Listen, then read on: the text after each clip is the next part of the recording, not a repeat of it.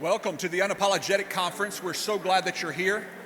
We want to get started right on time because we want to make sure our presenters have as much time as possible.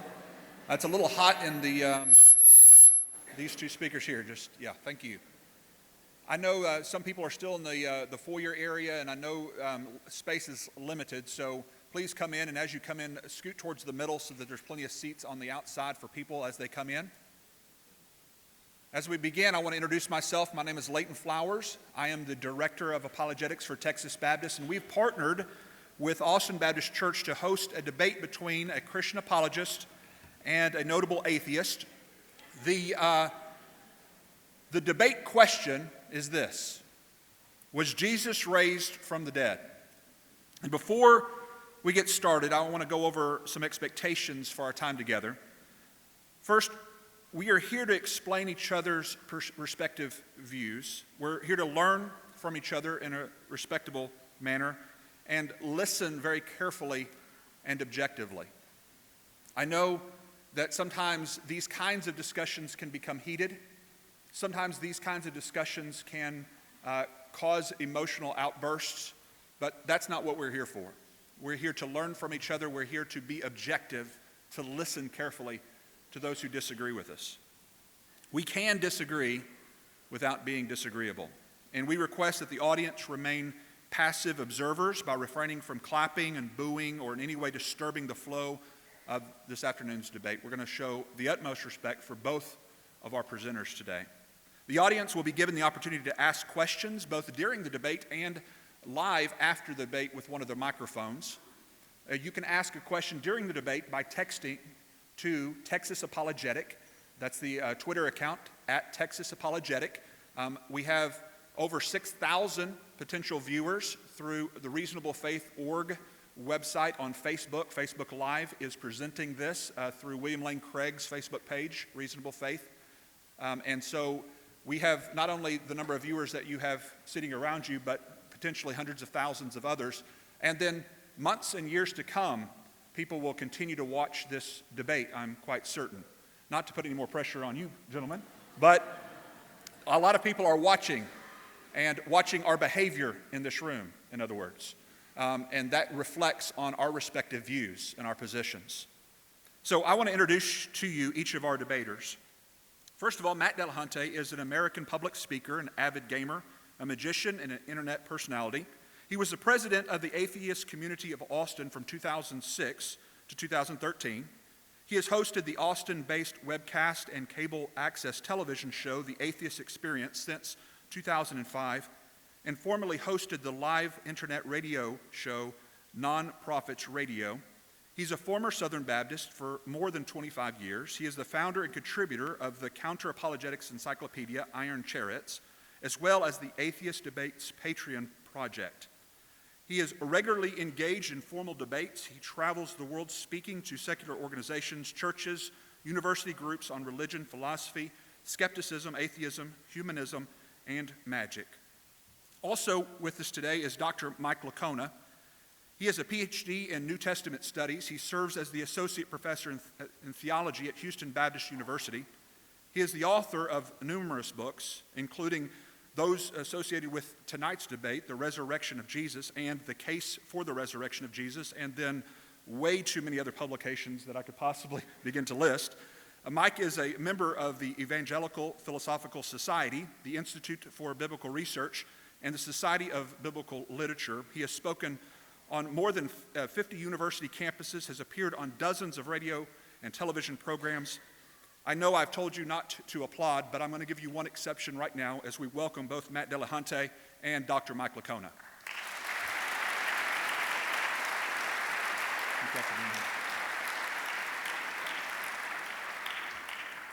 The structure of tonight's debate is pretty simple. Each presenter will have a 25 opening statement, and then followed by 12 minutes each for rebuttal. Then they will question each other, each for 5 minutes, twice. So 5 minutes, and then 5, and then 5, and then 5, giving plenty of time for back and forth for engagement over the differences of their issues. And of course, they will conduct themselves very professionally, as we know they will. After that, we'll take a short break, and I will ask some questions from those who have sent it through our Twitter feed, as well as a open mic time for you to ask your questions. Now, if you're preparing those questions, let me just warn you, you will have only 45 seconds to actually ask the question, and because we want to give everyone a chance, you will not have time for a follow-up question. So prepare with those things in mind. And without any further ado, let's get started with tonight's debate. First will be Dr. Mike Licona.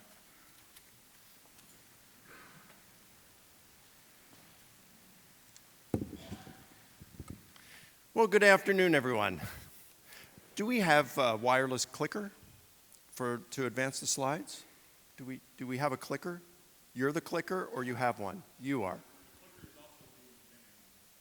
Oh, okay. All right. Well, I'm glad to be here in Austin, and thanks for having me. I want to thank Leighton Flowers and the BGCT for putting on this debate, and I want to thank Austin Baptist Church for providing a venue for it. And Matt and I had probably an hour, maybe even a little bit longer together, and we were talking magic and stuff, so we had a good time together. So this isn't going to be a knockdown, drag-out thing, but we'll have some fun. There's going to be some points of sharp disagreement, I'm sure, but we'll have fun. All right, so this evening, or this afternoon, I should say, I'm going to be making two major contentions. Number one, next slide, please. Number one, empirical data strongly suggest that reality has a supernatural dimension. And number two, historical data strongly suggests that Jesus rose from the dead. Now, let me start with that first major contention, that empirical data strongly suggests that reality has a supernatural dimension, and I'm going to provide 4 lines of evidence in support. The first line of evidence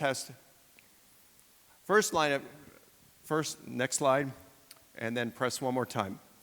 Paranormal experiences, okay? Press it again. All right, so you sure you don't have a clicker for back there? If you have a wireless clicker, I'd love to have one. All right, so paranormal experiences, there are things such as, demonic experiences, or however you may want to call it, but ghosts, something like that. But paranormal experiences, well, this is a friend of mine. Her name is Kim. I've known her for several years. Kim, her mom, her sister, and several of her family members have dabbled in occultic practices over the years. She's told me about some of the things that she has seen, kind of stuff that makes the hair on the back of your neck would stand up. Well, Kim told me that about 23 years ago, I think it was, she and 3 others were playing, thank you so much, appreciate it.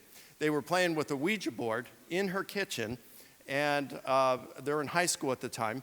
And so they're playing the Ouija board, and there's this metal trash can with a metal lid in the kitchen. I said, Kim, a metal trash can and lid in your kitchen?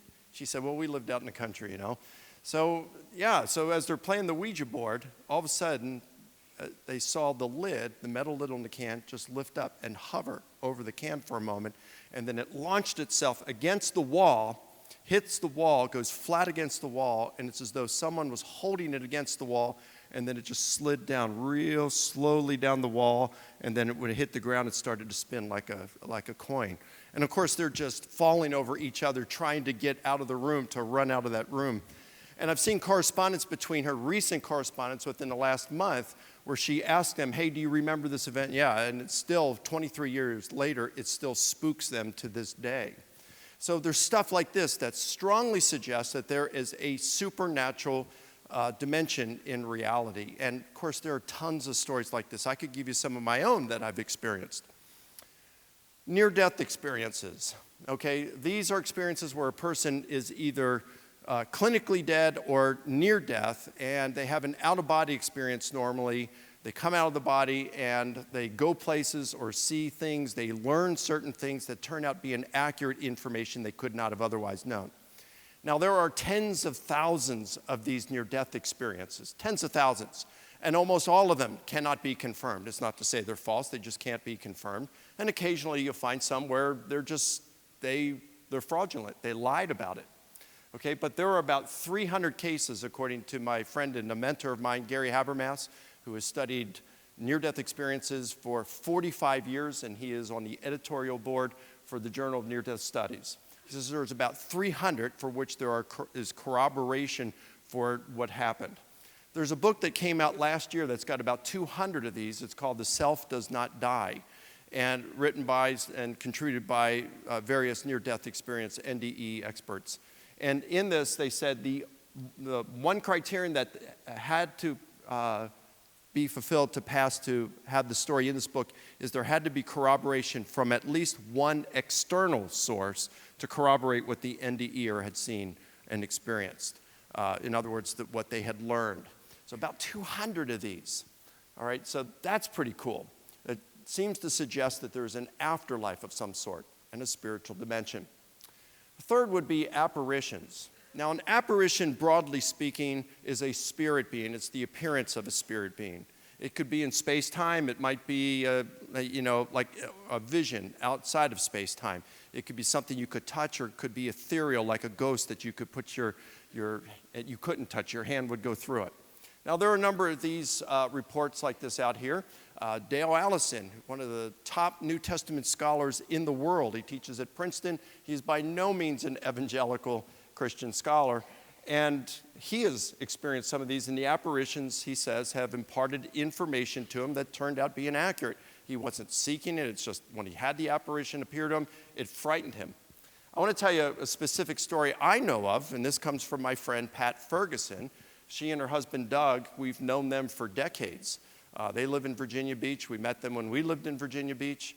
And Pat, when she was a junior in high school, she was awakened early one Sunday morning, and it was dark in her bedroom. And then she closed her eyes, and when she opened them, then about 3 feet from her was the illuminated face of a friend she had not seen for several years. She thought, this is weird. It's kind of freaky. About 3 feet in front of me, illuminated in the dark, just this face looking at me. She closed her eyes, and when she opened her eyes again, that face was still there, but right to the side and behind it was now the face of what she interpreted to be Satan or a demon. It was red, it was had a wicked smile, and now it really frightened her. She thought she was dreaming or hallucinating. She closed her eyes, pinched herself, still there when she opened it. Closed her eyes, pinched herself, biting her tongue, opened her eyes. It's still there. Now she's really terrified. She closes her eyes, does the last thing she knows to do. She prays the Lord's Prayer. When she opens her eyes, both faces are gone. She looks over the clock. It's 2:30 in the morning. That's Sunday morning. Sunday comes and goes. Monday comes. She wakes up Monday morning, comes downstairs. Her mom's fixing breakfast. Her dad's reading the newspaper. At the table, when he sees Pat, he puts the newspaper down, turns it around, pushes it towards her, points to a picture on there. You can see on the right, and says, Pat, wasn't this a friend of yours that you hung out with a few years ago? She said, yeah, why? He said, well, Saturday night, she was at a Loggins and Messina concert in Norfolk at the Scope. That's the big, arena there. After the concert, her and a bunch of friends went up to the top row, and they were just hanging out, and she was leaning against a curtain. She thought there was a wall behind it. Well, there was no wall. And so when she leaned back, she fell down 20 feet, hit concrete. They took her to the hospital, and she died at 2:30. So what I'm saying here is there seems to be a spiritual dimension. Reality is a little more complex than atheism would claim, okay?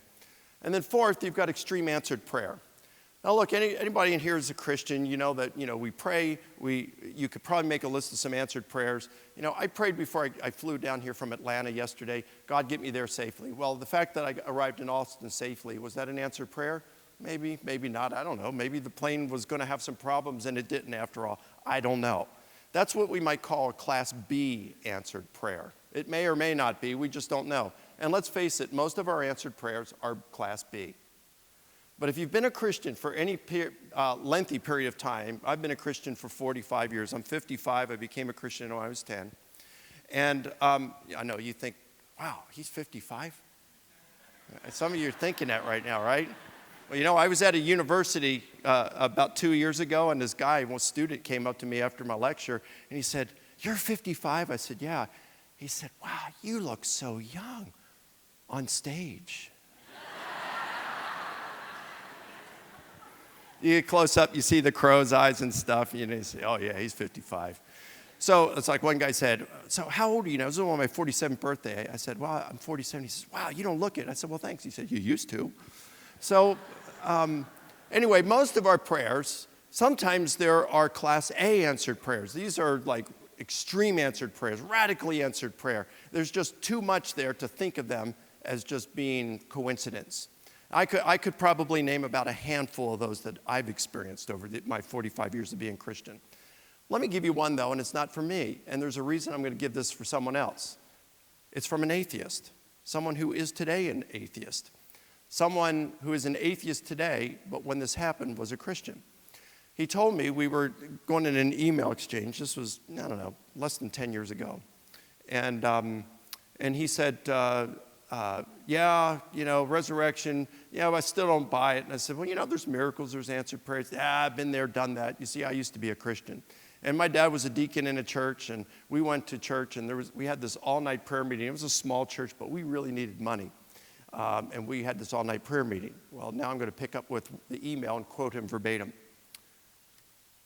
One time, my church desperately needed $7,641 in order to keep going.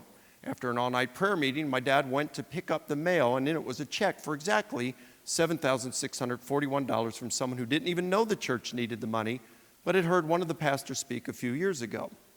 My dad contacted the giver, and she said that after she'd heard the pastor speak, she felt God wanted her to put some cash in an annuity and give it to our church. The process took several years, and just days before, she decided to close the account and send the accrued money to the church, and it happened to be the exact amount that was needed right after an all-night prayer meeting. Now, this is an atheist telling me this, and a few lines later, he writes this. Huh? Whoa. All right, so we got to start all over again. Well, thank you, and it's really great to be with you guys this afternoon. All right, here's what he said. I looked as hard as I could, but finally I realized I had no good reasons to think God existed. Right after he told me about this answered prayer.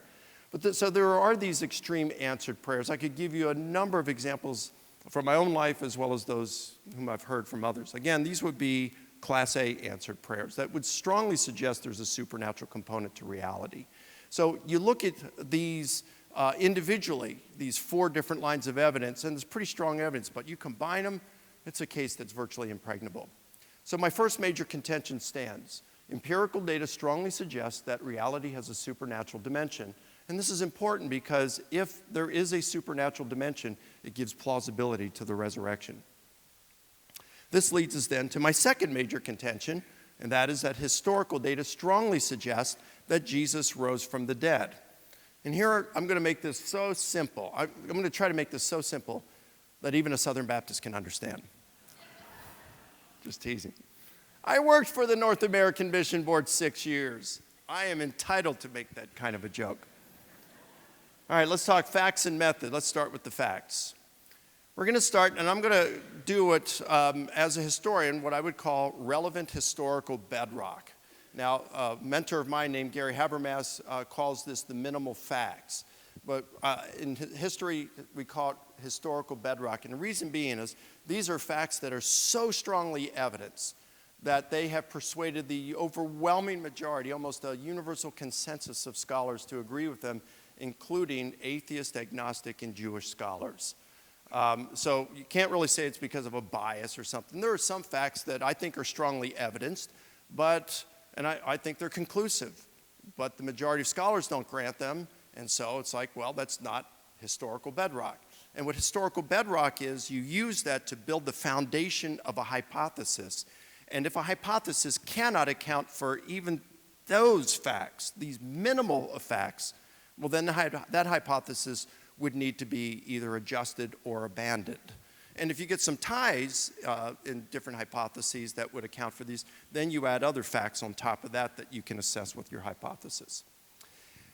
Paul is our best source for the resurrection. I believe the Gospels are historically reliable sources for Jesus, all right, but Paul is our best source. And in fact, Bart Ehrman, a leading New Testament scholar, an atheist New Testament scholar, and we had a written debate last year on are the Gospels historically reliable accounts of Jesus. If you're interested in that, go to my website. You can access it for free. It's risenjesus.com/Gospels. risenjesus.com/gospels. But I'm not going to be arguing for the gospels right now because I'm limited in time. So I'm going to go with what historians regard as the very finest evidence for the resurrection, and that's Paul. He's our ace. And the reason he's good is because Paul, we know, was a skeptic. He was a non-believer. He didn't like the Christians. He believed it was God's will to destroy the movement that Jesus had started. And so he goes out and he was arresting Christians, sending them to prison, consenting to their executions. And then he became one when he had an experience he believed was the risen Jesus appearing to him. And that experience radically transformed his life from being a persecutor of the church to one of its most able defenders. Paul then went from persecutor to persecuted, being thrown into prison, being whipped, being beaten, being stoned, and then eventually he was martyred outside of Rome by being beheaded. Okay? So Paul knew the Jerusalem apostles as well. And Paul claims to be an eyewitness to the risen Jesus. His writings predate any of the Gospels. In fact, it's probably the earliest in the New Testament literature. Paul, 3 years after his conversion, says in Galatians chapter 1, he went up to Jerusalem and he met with Peter, the lead apostle, for 15 days and asked him, he got a history of Jesus and what he had said and did. And because he wanted the whole 9 yards from someone who had actually been with Jesus. And he also met with James, the brother of Jesus at that time. Then in Galatians chapter 2, Paul says that 14 years later, he goes up to Jerusalem and he meets with the pillars of the church. And he names them Peter, James, and John. And he says the reason being is he wanted to run the gospel message. I want you to remember that, the gospel message. He wanted to run the gospel message he had been preaching past them to ensure he was preaching the same thing they were preaching. And he said they affirmed that he was preaching the same thing they were preaching. They extended the right hand of fellowship to him. In other words, fist bump, Paul. Good job. Keep up the good work, brother. So according to Paul, they certified he's teaching the same thing they're teaching. Now, as historians, we can look and say, well, how do we know that Paul was telling the truth? Maybe he was just making up that story to give himself authority that he really didn't have. So, as historians, we look for corroborating data, and we have that. You see, there's a guy named Clement of Rome, and he was known to have been a disciple of the Apostle Peter. And he is writing after Paul's death, and he calls Paul the Blessed Paul, and in fact, in another passage of his letter to the church at Corinth, he places Paul on par with his mentor Peter. And then there's another guy named Polycarp. Now, anybody pregnant in here right now? Anybody? No? Oh, over there. Do you know if it's a boy or girl? Girl? Ah, too bad. I don't mean it that way. The joke doesn't work as well, but that's what I mean. See, if it's a boy, I'd be suggesting a name like Polycarp. Keep that in mind. It's a cool name, don't you think? So maybe you can, no, you don't like that name? So Polycarp was a disciple of the Apostle John. And Polycarp wrote in his letter to the church at Philippi that Paul accurately and reliably taught the message of truth. And in the same letter, he quotes from Paul's letters twice and refers to them as part of the sacred scriptures. These aren't the kinds of things you say about Paul if he was teaching heresy different from what Peter and John had been teaching. Precisely the kind of things you expect if Paul was telling the truth that they had certified, that the apostles had certified he's preaching what they're preaching. Look, I've got more evidence I could share, but I don't have the time. That should suffice, though, to show that when we are hearing Paul on the gospel message, we are likewise hearing the voice of the Jerusalem apostles. Now, wouldn't it be awesome if we had some sort of document that said, that lost letter of Paul that said, hey, I want to remind you of the gospel message I preached? That'd be awesome. Well, we have such a document. It's not lost. We've had it for a long time. It's 1 Corinthians chapter 15. And Paul says, I want to remind you of the gospel message that I preached to you. And then in the next few verses, he's going to give us an outline of that gospel message. This is certifiably the authentic voice of the Jerusalem apostles and what they were preaching about Jesus. And the outline goes, I delivered to you what I also received. These are two technical terms for the imparting of oral tradition.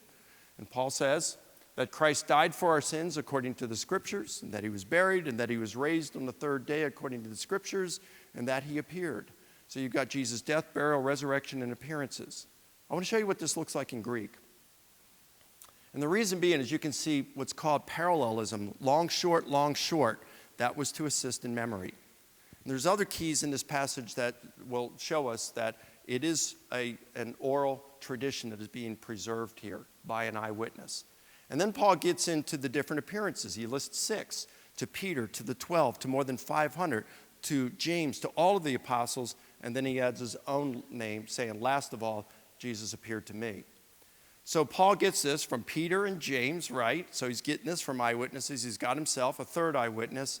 And then you've got to the 12, to more than 500, to all the apostles, 3 group appearances. And the reason the group appearances is important is because modern psychology informs us that group hallucinations are extremely rare, if not impossible. And the reason being is because a hallucination is a private occurrence in the mind of an individual. It has no external referent. It's like a dream. And I can't wake up my wife in the middle of the night and say, honey, I'm having this dream. I'm in Maui. I'm there with Gary and Sabrina Hamrick. They're here. And go back to sleep. Join me in my dream and let's have a free vacation. Can't do that, right? You can't do that with hallucinations either because they're just in the mind of an individual. And there's 3 of them here. So whatever's going on, either these guys were lying or they were having some kind of experience that was not a hallucination. Now, what do? Paul's great because hostile at the time of his conversion. He's an early source. He claims to be an eyewitness. He knew Jesus' disciples, and we can certify he's preaching the same message they're preaching. So our historical bedrock that we get from this, again, this is virtually undisputed in the world of scholarship, no matter if you're an atheist, agnostic, Jewish, or Christian scholar. A number of Jesus' disciples believed the risen Jesus appeared to them. These experiences occurred in individual and in group settings. And third, the skeptic Paul became a Christian when he had an experience he believed was the risen Jesus appearing to him. And I will tell you, virtually 99% of scholars grant these today. I'm not suggesting we should believe it because scholars do, but I'm saying when you have a heterogeneous consensus, nearly universal consensus of scholars, there's got to be good stuff here. So what do we do with method? Well, the mechanism that historians use to determine what's probable. Every discipline has something different. What historians use, historical method, arguments of inference to the best explanation. And we use 4 important criteria in assessing hypotheses in this manner. The first one is explanatory scope. This is the ability of a hypothesis to account for the maximum number of facts. So a hypothesis that can account for 3 facts is superior to one that can only account for 1 or 2.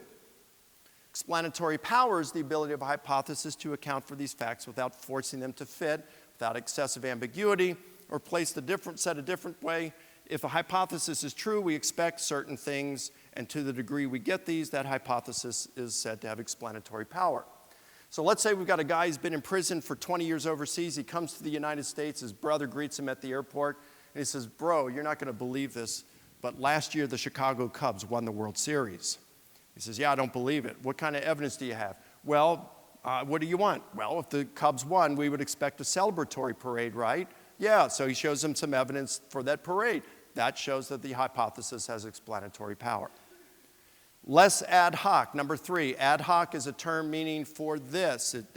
You don't want a hypothesis where there's a lot of conjecture, contrivance involved. You don't want that. Something where there's a lot of non-evidenced assumptions. It's like undetectable gremlins from Saturn are responsible for all the unexplained phenomena on Earth is entirely ad hoc. The hypothesis that is least ad hoc is to be preferred. And finally, plausibility. This is the degree to which a hypothesis is compatible with our background knowledge. And so the hypothesis that a 3-year-old girl bench pressed 300 pounds is implausible based on our background knowledge of what humans are capable of doing under their own power. So let's assess 2 hypotheses this way. The hallucination hypothesis, which is the most popular among scholars, it has good explanatory scope. It can account for our 3 facts.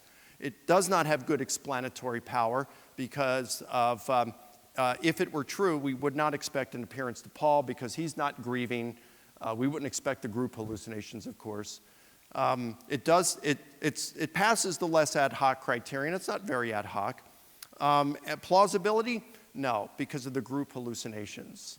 Again, these are extremely rare, if not impossible, and there are not one, two, but three of these things involved. Resurrection hypothesis, I think it passes all four, especially when we've got evidence for a supernatural component to reality.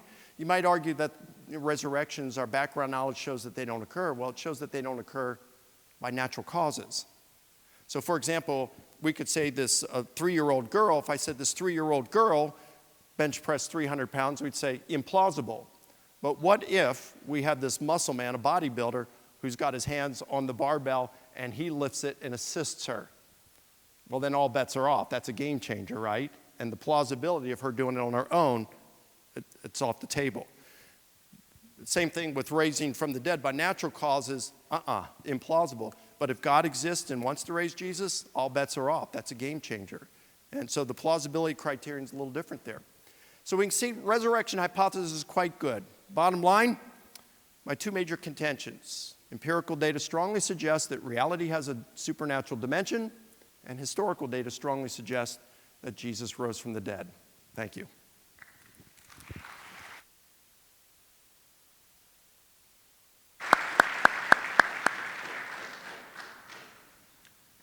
Now, Matt Delahunty will have 25 minutes for his opening statement. Yeah, I knew that wasn't going to work. How's everybody doing? First of all, I want to thank Austin Baptist Church and Texas Apologetics for inviting me out here to do this. I do a lot of debates, and one of the things that I've repeatedly said, because I'm constantly talking to primarily atheist and skeptic groups, is, I love you guys, and I would love to talk to you, but I'd really rather talk to a room full of theists, because perhaps they might benefit more than the people who already agree with me. So I'm happy that in this room, myself and my wife are the only atheists, assuming you don't count the people who don't believe but are coming to church in order to make their family happy. And any of you who are secretly in the Clergy Project, which if you're not familiar with it, it's a bunch of pastors who've lost their belief and have an online forum where they can discuss the difficulties of this. And it's a big deal. We've got a good mix of stuff here. And I wanted to start by saying, if you came to a debate expecting Mike to say, yes, Jesus rose from the dead, and then me to get up and say, no, he didn't, you're at the wrong debate. My issue, or my position, is not, I can confirm that Jesus did not rise from the dead. It's that I am, in fact, unconvinced, and for many of the reasons that Mike alluded to while he was talking. I'm here to try to give an understanding of how someone goes from 25 plus years as a Southern Baptist, backslidden for a number of those years for sure, but how you get from that to being a non-believer. And so that hopefully, and you guys might not change your mind, I might not convince anybody to give up Jesus and come to drinking with the skeptics or whatever we're doing this week. The point is, I've heard a lot of things about atheists while I was at the conference. Not all of them are really accurate, and perhaps because it's theists talking to other theists about atheists, but also there are some terrible atheists, I acknowledge that. And maybe, just maybe, you'll find that I wore pink so I would be not particularly as imposing and threatening, like I was going to come out and tear it. So maybe you'll find an atheist who at least can give a defense for why they don't believe in a way that you can understand and hopefully prompt some thought. I'm not going to get fancy, but there's one concept that I want to talk about at the beginning, which is the concept of the null hypothesis. And in inferential statistics, this is basically how we establish what the default position for any question should be.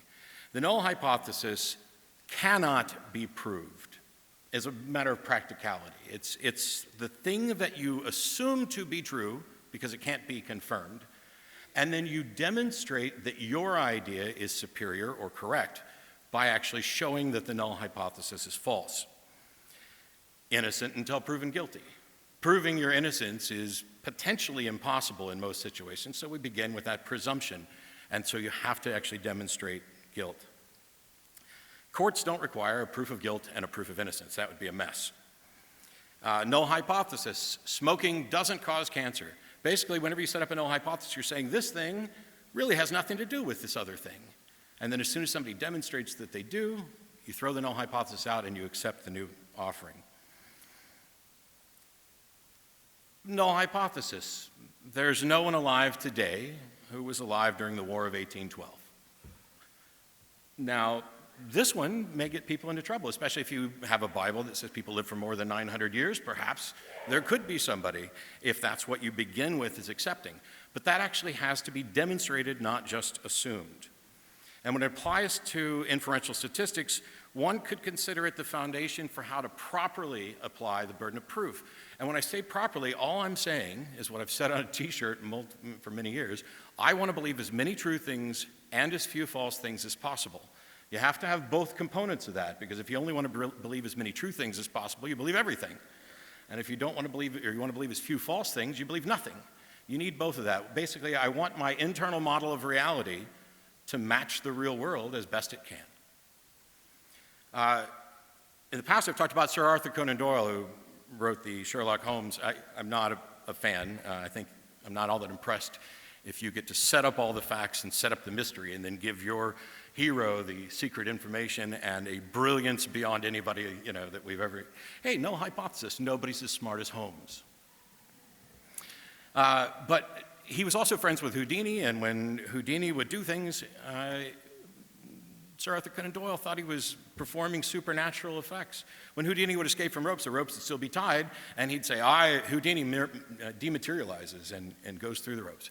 He immediately leapt to a supernatural explanation for something which, as a magician, I can assure you is not, well, I wasn't there, so maybe Houdini did have supernatural powers, but there's no way for me to confirm that. And as James Randi would say, if that's the way he's doing it the hard way. He also bought into the Cottingley fairies, which if you look at those pictures now to modern audiences, the pictures of the Cottingley fairies are just obvious. I mean, you would call them Photoshopped, except that you acknowledge that Photoshop didn't actually exist then. But Doyle's problem is a version of a fallacy called the argument from personal incredulity. Basically, I can't think of a better explanation, therefore this one prevails. That is fallacious. That is not what leads you to a correct conclusion.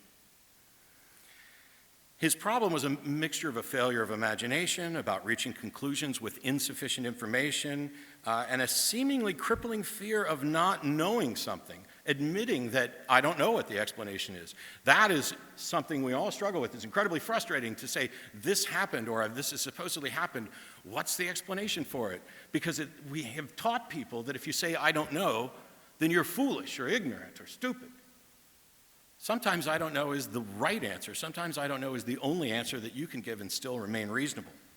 And there's a quote from Doyle that demonstrates just how troubled he was by this when he says, any truth is better than indefinite doubt. I have a lot of problems with that. First of all, any truth? There's truth. It's not any truth. You don't get a personal truth. You just make stuff up. But it demonstrates his frustration with doubt. Now, when we're trying to test for whether or not a hypothesis is correct, especially if we're appealing to the supernatural, my view, because I don't accept that anything supernatural is in fact real or that there has been any confirmation or demonstration that the supernatural is real. When we test for it, the first problem is supernatural is poorly defined. What does it mean? Not natural. Okay, you've told me what it isn't, you haven't told me what it is. The supernatural can't seemingly be tested for, which is why we hear about, well, the evidence of reality seems to suggest that there is a supernatural realm.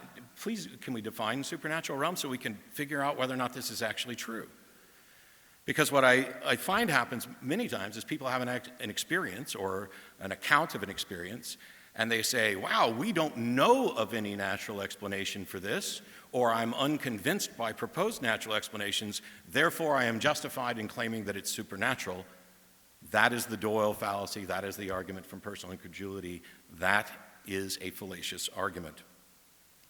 So if they demonstrate, for example, the James Randi Educational Foundation for years had a $1 million prize to anybody who could demonstrate that they could perform something that was supernatural or paranormal. And you got psychics and dowsers and all sorts of things. And what they would do is the person who had a claim would specifically describe what they could do, and then they would work to devise a test methodology that the person who had the supposed power would agree to, and the people who were testing for it would agree to, and then they would go out and they would do what was called a preliminary test. Hey, you think that you can find water with a couple of sticks? I thought I could do this once. You think you can find water with a couple of sticks just walking around out there? Boom, we can test that. So we'll devise a test, and we'll do the preliminary test, and if you pass the preliminary test, we will have a second test, because you've demonstrated that there's a there in your claim, and we'll have a second test, and if you pass that test, you will get the $1 million prize. Nobody even passed a preliminary test. They would get psychics up on stage who were utterly convinced that they could do what they said they would do, and you would get all kinds of excuses. Well, James Randi is a psychic who's interfering with me and blocking my powers for the day, or the stars aren't aligned right, or anything else. And then they would go right on believing, because it's easy to become convinced of something and harder to become convinced that you're wrong, because nobody likes to find out you're wrong. This is something else I'd like to see us change about society. As someone who's changed my mind on a number of things, I'm happy to be shown that I'm wrong, because as soon as you find out you're wrong, you don't have to be wrong anymore. You can move on to something that you're probably more correct about, even if it means not having a position on something. So if somebody had passed a preliminary test and then gone on to the final test to demonstrate that they could do this, and they won the $1 million prize, what would we then know? Would we know that the supernatural is real? The best that the Randi Education Foundation could ever demonstrate, if somebody had done it, is, hey, this person can apparently do what they said they can do. They can grab a couple sticks and go out and find water. The next question is, how does that work? What is the explanation for why they can find water? We don't solve that just by testing. We have to be able to investigate it. And as far as we can tell, and science would acknowledge, we are barred from investigating anything beyond the natural world. If there is a God and it manifests in reality, that may in fact be detectable. In fact, I would argue that if your God doesn't manifest in reality in some detectable way, you cannot have a justification for believing. And most of us, when I was a believer, and many of you sitting here, tend to talk about a God that does manifest in some detectable way.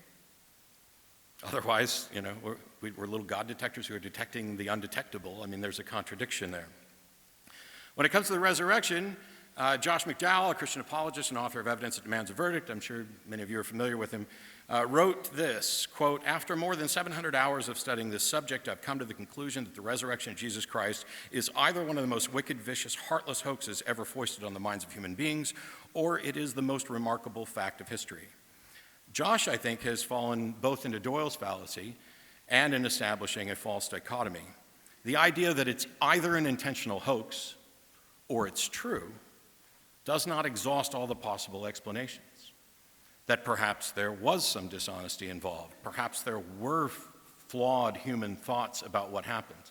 When we talk about, hey, I saw something that to me appeared to be a ghost, and we conclude then, therefore, it must be a ghost, and that lets us believe that there's a spiritual realm and people live on after death, what we've done is we've taken an experience and provided an explanation for it without providing any evidence for that explanation. It just seems like couldn't be anything other than this. And I find that to be monumentally arrogant. That we think that we have enough information to reach a conclusion when I would argue that the evidence says we don't actually have enough information to reach the conclusion. If you want to claim you had an experience, I'm happy accepting that you are telling me what your honest representation of that is. But that doesn't mean that I agree with your conclusion about this. If I did, and I were to use this and be intellectually honest and apply it universally, I would have to believe every religious claim, or nearly every religious claim, every supernatural claim, or nearly every supernatural claim, because I can't investigate any of those any more than I can't investigate whether or not you saw your deceased grandmother any more than I can investigate whether or not there's a gentleman who has lived off nothing but sunlight for years. As a matter of practicality, we can test that, and it fails, by the way, or we can't confirm that they're doing that, the living off sunlight.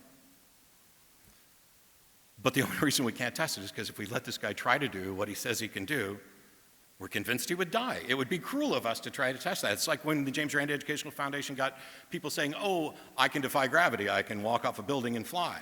We're not going to test that. We're not going to encourage people who would appear to be putting themselves in harm's way based on the null hypothesis that people cannot fly. So it's not just two possibilities. It's not just either this is a hoax or it's real. It is, here's a story, here's a collection of facts, here's a collection of assertions. What conclusion can we reach from it?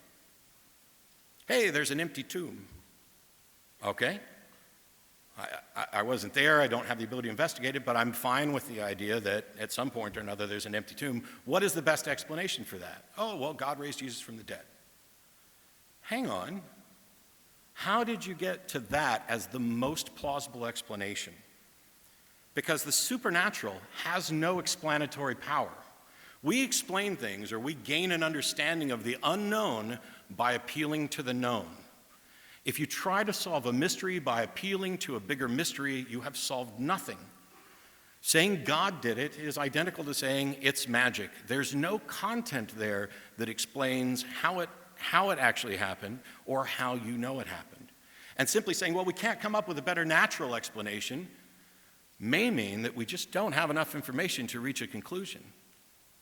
And as we sit here saying, okay, I'm unconvinced. That's, by the way I'd better describe an atheist. An atheist is somebody who says, oh, there's no God. Although some of them do that. I keep trying to tell them the correct position is I am not convinced that there is a God. I often get asked, what would change your mind? I don't know. I don't have to know. If there is a God, that God should know exactly what would change my mind, should be capable of doing it, and the fact that this hasn't happened means that either that God doesn't exist or doesn't want me to know he exists yet. Not my problem. So the 1 Corinthians 15:14, where Paul talks about, and if Christ has not been raised, our preaching is useless, and so is your faith. There's a lot more in that passage from 1 Corinthians that I find kind of telling. If somebody came to you and said, last night I saw something strange in the sky that appeared to be moving in ways that I can't explain given my current understanding of potential explanations, would you say, oh, that's an alien spacecraft? I hope not, although the History Channel seems to think that that's a plausible way to explain. I saw something. Okay, fine. I'm perfectly happy accepting that you are convinced that you saw something that you can't explain. Awesome. I'm willing to take you at your word. When somebody comes to you and says, last night I saw a spaceship from another solar system, and that's the entirety of their claim, I am not willing to accept them at their word. I want to know how they reached that particular conclusion. What is it that you saw and how did you get there? And if they say, last night I was abducted by aliens from another world, they looked like this, they acted like that, they opened up my skull and resealed it in a completely undetectable fashion and implanted a tracking device that is also undetectable, now I really don't believe them. But I'm willing to be convinced. All you have to do is provide the actual evidence for it. And it's unfortunate that there are probably many true things that for whatever reason you're never going to be able to demonstrate, which is how we end up with innocent people on death row. That's awful, as much as it might be an unfortunate fact about reality. There's a number of different ways to try to prove or demonstrate whether or not Jesus rose from the dead. There's a purely theological tack, which is, hey, just take it on faith, or, trust God, the Holy Spirit will reveal it to you. That's cool, except that David Hume pointed out that revelation is necessarily first person, and to everybody else it's hearsay, which means whatever God's revealed to you may in fact be the case, but it does me no good because I have no way of confirming that God revealed this to you at all. There are philosophical arguments, and any philosophical argument would need to have a metaphysical, supernatural foundation, which I think is probably why we saw, hey, reality points to the supernatural, and the evidence points to the fact that Jesus was raised from the dead as the core argument this evening, which I'll get to more in the rebuttal. When William Lane Craig has debated the resurrection, he acknowledges that he presupposes a foundational premise that a God exists, specifically a God that is capable and desirous of resurrecting someone. This is a necessary component because you have to have this belief in order to even attempt to claim that raising from the dead is a plausible explanation to the facts surrounding an empty tomb. If you don't believe that there is a God, if you don't believe that people can be raised from the dead, it cannot be a plausible explanation. And so you have to begin with this foundation, which is why there are so many debates that are, hey, does God exist? Let's just talk about that over and over and over again. I admit it gets tiring. I'm sure it's frustrating for many people, but it's not a trivial point. Because if we debate the resurrection, as we will right now, the people who don't believe that a God exists are never going to be convinced that it's a plausible explanation, or not rationally convinced. You have to start with that foundation. I don't see how a scientific argument is possible, because we don't have the ability to investigate. We don't have time machines. We don't have, like, Jesus' DNA, which would be really interesting, to go back and see if we can find scraps of this. We can't investigate from a purely scientific method, which is why we rely on historical methods. This is the most common modern defense. It's a good portion of what Mike was addressing this afternoon. The problem here is that history cannot confirm the supernatural. Science can't confirm the supernatural. We have no way to investigate it. We are barred from investigating things that are not natural. We can certainly investigate claims that are attributed to the supernatural. Hey, I can tell you this, but we can't develop a causal connection to that until we understand what the supernatural is and not just what it isn't. From a historical perspective, Bart Ehrman has pointed out that by definition, a miracle, a supernatural explanation, has to be the least probable explanation. Because we take all the things that we could say, oh, it's bizarre, how could you possibly think that these people got together and created this fiction and all this other stuff? That just seems so incredibly improbable. Okay, how probable or improbable is the supernatural, and how did you come to that determination? Because if all you're going to do is say, hey, there's a lot of people who have had a lot of experiences that we can't explain, therefore this suggests there's something supernatural, I absolutely deny that. What's suggested is that there might be an explanation, or many different explanations, for what they experienced. I'm not saying the supernatural isn't real, and I'm not saying that the supernatural isn't an explanation for these things. I'm saying there's been no demonstration of that, and arguing that our inability to come up with a natural explanation somehow makes the supernatural more believable is an argument that I absolutely reject. I find it absolutely bizarre. And this is coming from somebody who used to accept the supernatural. The idea that there's an explanation that explains a number of facts is an important one. And as we heard a little bit about the minimal facts approach, I will address that more in the rebuttal period. But there are more problems with the historical method, and that's this. We have a number of different books that tell us the story of Jesus. There's the Gospels, and Paul references it, and it tells us this story. That's awesome. Hey, it survived. It survived, in fact, because people believed it. People became convinced. But the fact that somebody has become convinced of something doesn't mean that they were justified in becoming convinced. And if the argument is you should be convinced because this other person is convinced, that is also fallacious. This question of whether or not Jesus rose from the dead has to be the single most important fact within Christianity. I agree with Paul. I agree with my apologist friends. Has to be the most important thing.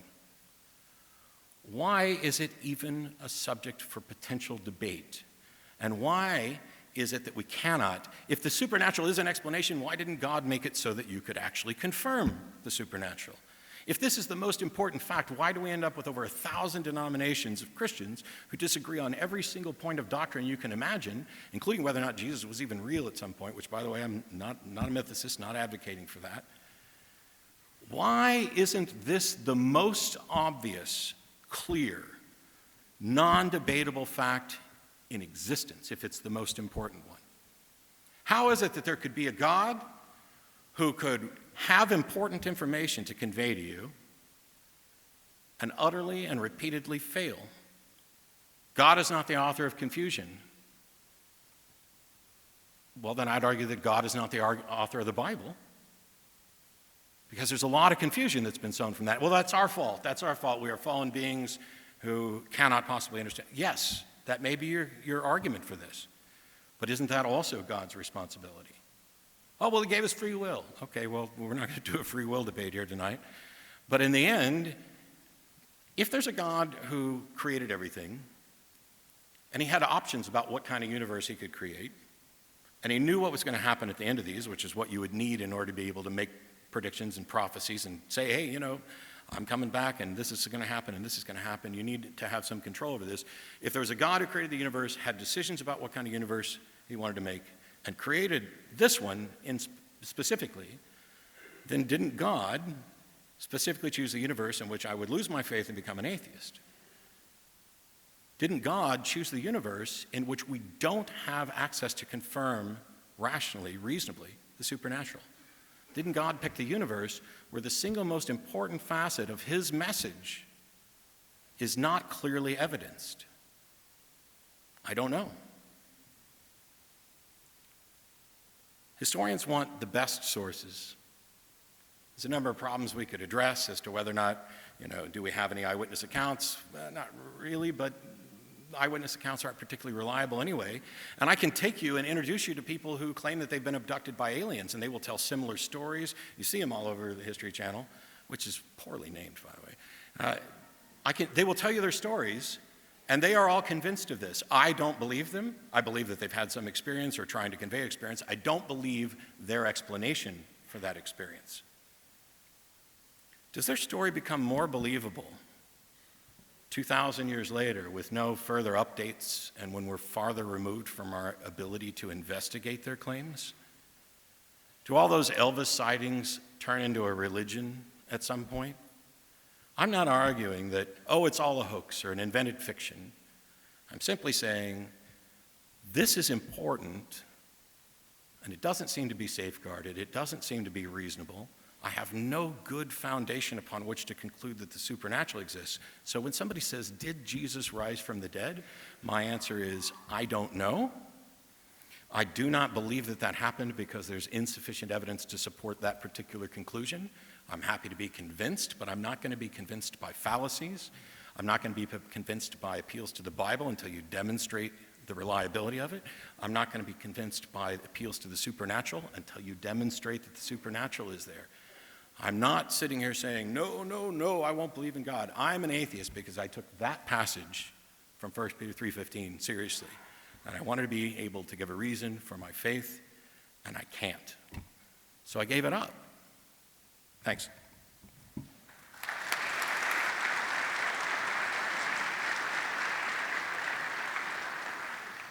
At this time, Dr. Licona will have 12 minutes for rebuttal.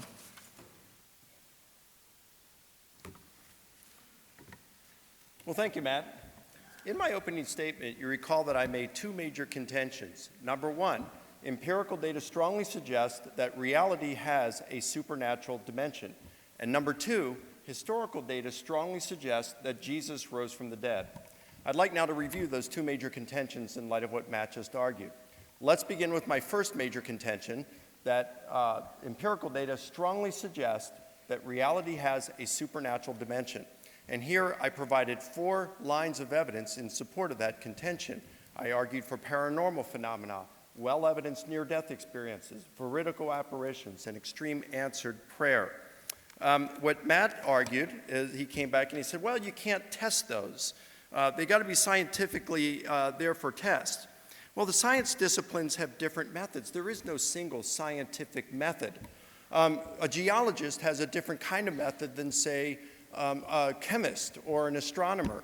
And there are certain, not all science has a scientific method where you can test something or you can repeat this in a lab. For example, geology, evolutionary biology, paleontology, archaeology, all of these sciences, you can't test these things. You can't do controlled and repeatable experiments in these.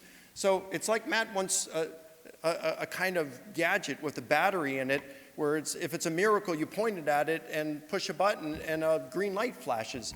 That's the wrong kind of test that you're looking for. It's like taking your your laptop and put it in an MRI, hoping that it will diagnose why it's running slowly. It doesn't work. Second, I did provide these 4 evidences, and Matt just really didn't address these. They virtually went dropped. He just said, well, you can't verify. Well, some of them you can verify. Like I mentioned, with the approximately 300 well-evidenced near-death experiences, 200 alone are in that book, where in order to be included in that book by these scientists, it had to have at least one external source who could corroborate the occurrence of the event. Not that this person thought they experienced it, but that when this person said, hey, I met so-and-so and they told me this, they could, boy, I wish I could give examples. There's so many examples, I just don't have the time. Well, I'll give one real quick if I can. There's this one example where this mother was dying. She was in the hospital, ready to die, and she wanted to see, or actually she didn't want to see her son. She was estranged from him. He had caused him great financial trouble. He wanted to see her. She refused. The daughter was with her mom in the hospital. The son was in a bar across from the hospital crying at the bar when all of a sudden his mom came walking in. She was dressed. She came in the bar. She saw him. She started walking toward him. He stood up. He said, Mom, what are you doing here? He starts walking, and some people got in the way, and she was gone. Well, a few moments later, her mom in the hospital woke up, and she told her daughter, I just had a weird dream. I dreamt that I was in a bar, and I saw my son crying at the bar, and he started walking to me, and then I woke up. And the doctors, a doctor who was there who had been tending was able to verify this with the son, that that's what he saw independently, and then verify it with the daughter, and then mom died that night. So you see these kinds of things. That's the kind of stories that we find, 200 to 300 of these, so they are verified. Second, Matt goes by methodological naturalism to say that science, we are bound, or barred, I should say, from investigating the supernatural. That's bunk. We are not barred. Now, a lot of scientists tie their hands behind their back. That's called methodological naturalism, where they're not allowed to consider the supernatural. But let me tell you, methodological naturalism, simply stated, is a safe space for skeptical scholars and scientists where they can hide from serious consideration from solutions that involve supernatural or God. You know, those trigger words for them because it makes them uncomfortable. That's what methodological naturalism is. And it fails, and here's why. Let's suppose that astronomers have been watching a comet for years, and all of a sudden they do some calculations. They say, this comet is going to slam into the moon's surface tomorrow. And so the next day, you have the Hubble Space Telescope and all these planetariums that are zoomed in on the lunar surface, and they watch, boom, as the impact happens. And as the lunar dust settles, there's a message embedded on the lunar surface that says God exists, and it's in Greek and Hebrew. Well, according to methodological naturalism, a scientist couldn't even affirm that the event had occurred. It would certainly be a supernatural event, and because of that, they couldn't even affirm that the event had occurred. Well, of course you could affirm the event occurred. Maybe you can't confirm as a scientist that God is the one behind it, but you could say this miraculous event occurred and leave the cause undetermined. That's why methodological naturalism fails. It actually, in the end, it could actually serve to be a science stopper. He said, you can't test whether you saw your dead grandmother. Well, I gave an example of that near-death experience where, in some cases, you actually can. He says, Ehrman comes up with the definition of miracle as the least probable explanation. Ehrman is just simply wrong here. Listen, in my doctoral research, I found 23 definitions for miracle. In fact, 2 of them are Ehrman's, different ones that he gives. If miracles are the least probable explanation, really? Well, so what if I were beheaded here on stage by some terrorists and they fled, leaving my headless corpse here on the stage? And then you all leave the auditorium, an hour later you're outside of the auditorium and you're talking to the police and media, and I come walking out of the auditorium, head attached, smiling, scars on my neck. I said, I've been to heaven. And God brought me back in order to verify the truth of Jesus' gospel message. And by the way, Matt, while I was up there, I talked to this relative of yours that died 10 years ago, and they shared with me a private conversation that only you and that relative had. I could not have possibly known. So is a miracle the least probable explanation? And since historians must choose the most probable, we'd have to say anything, even group hallucination, is more probable? No, that's methodological naturalism. That's the safe space for skeptics. Okay, so then he talks about, he says, so look, if someone said that they saw a spaceship, would we believe them? Should we believe them? Well, we could say, yes, he says, that they had the experience, but we couldn't confirm their interpretation. Well, I agree with that. I agree with that entirely. But then what we would look at, we'd say, well, were there group appearances? That they all saw this spaceship? Were there descriptions? Did they think they were seeing the same thing? Are there things like that there's no possible way, given our technology, that anything on Earth could have produced this? We got to look at we put everything together and we consider the plausibility and all this kind of stuff, and you compare hypotheses. That's what you got to do, and you do it on a case-by-case basis. He said, what about Elvis sightings? Well, you can come up with numerous naturalistic explanations for that. Check out his grave, you know. You could verify whether he's alive that way. There's certainly Elvis impersonators. There are people who look like Elvis. There are people who lie about these things. Any of these would seem to be more probable explanations when you compare hypotheses using these 4 criteria that I mentioned. So you just subjected the various hypotheses to strictly controlled historical method. There are ways of determining these things. He says, Paul, the disciples convinced doesn't mean that we should be convinced. I agree. That's why we use strictly controlled historical method. You formulate hypotheses based on the known data, and you weigh those hypotheses to see which one is the most probable. And when you do that, I only did it with hallucination, but when you do it with all the other naturalistic hypotheses, you find out resurrection comes out on top every time. He says the supernatural has no explanatory power. I'm not sure what he meant by that, but he says then he goes on to explain, he says, well, look, you can't just say that because you can't come up with another explanation that means you should go with God. In other words, a God of the gaps explanation. Hey, I agree with that entirely. But when you look at the evidence, you pull the historical bedrock together, you formulate your hypotheses, you subject them to strictly controlled historical method, you weigh those, and if the event comes out and the method points to the event actually occurring, then you try to investigate the cause. Now, if we look at something like the resurrection, we say, there's just no possible way. Given our current understanding of science and the laws of nature, we know that that could not happen by natural causes.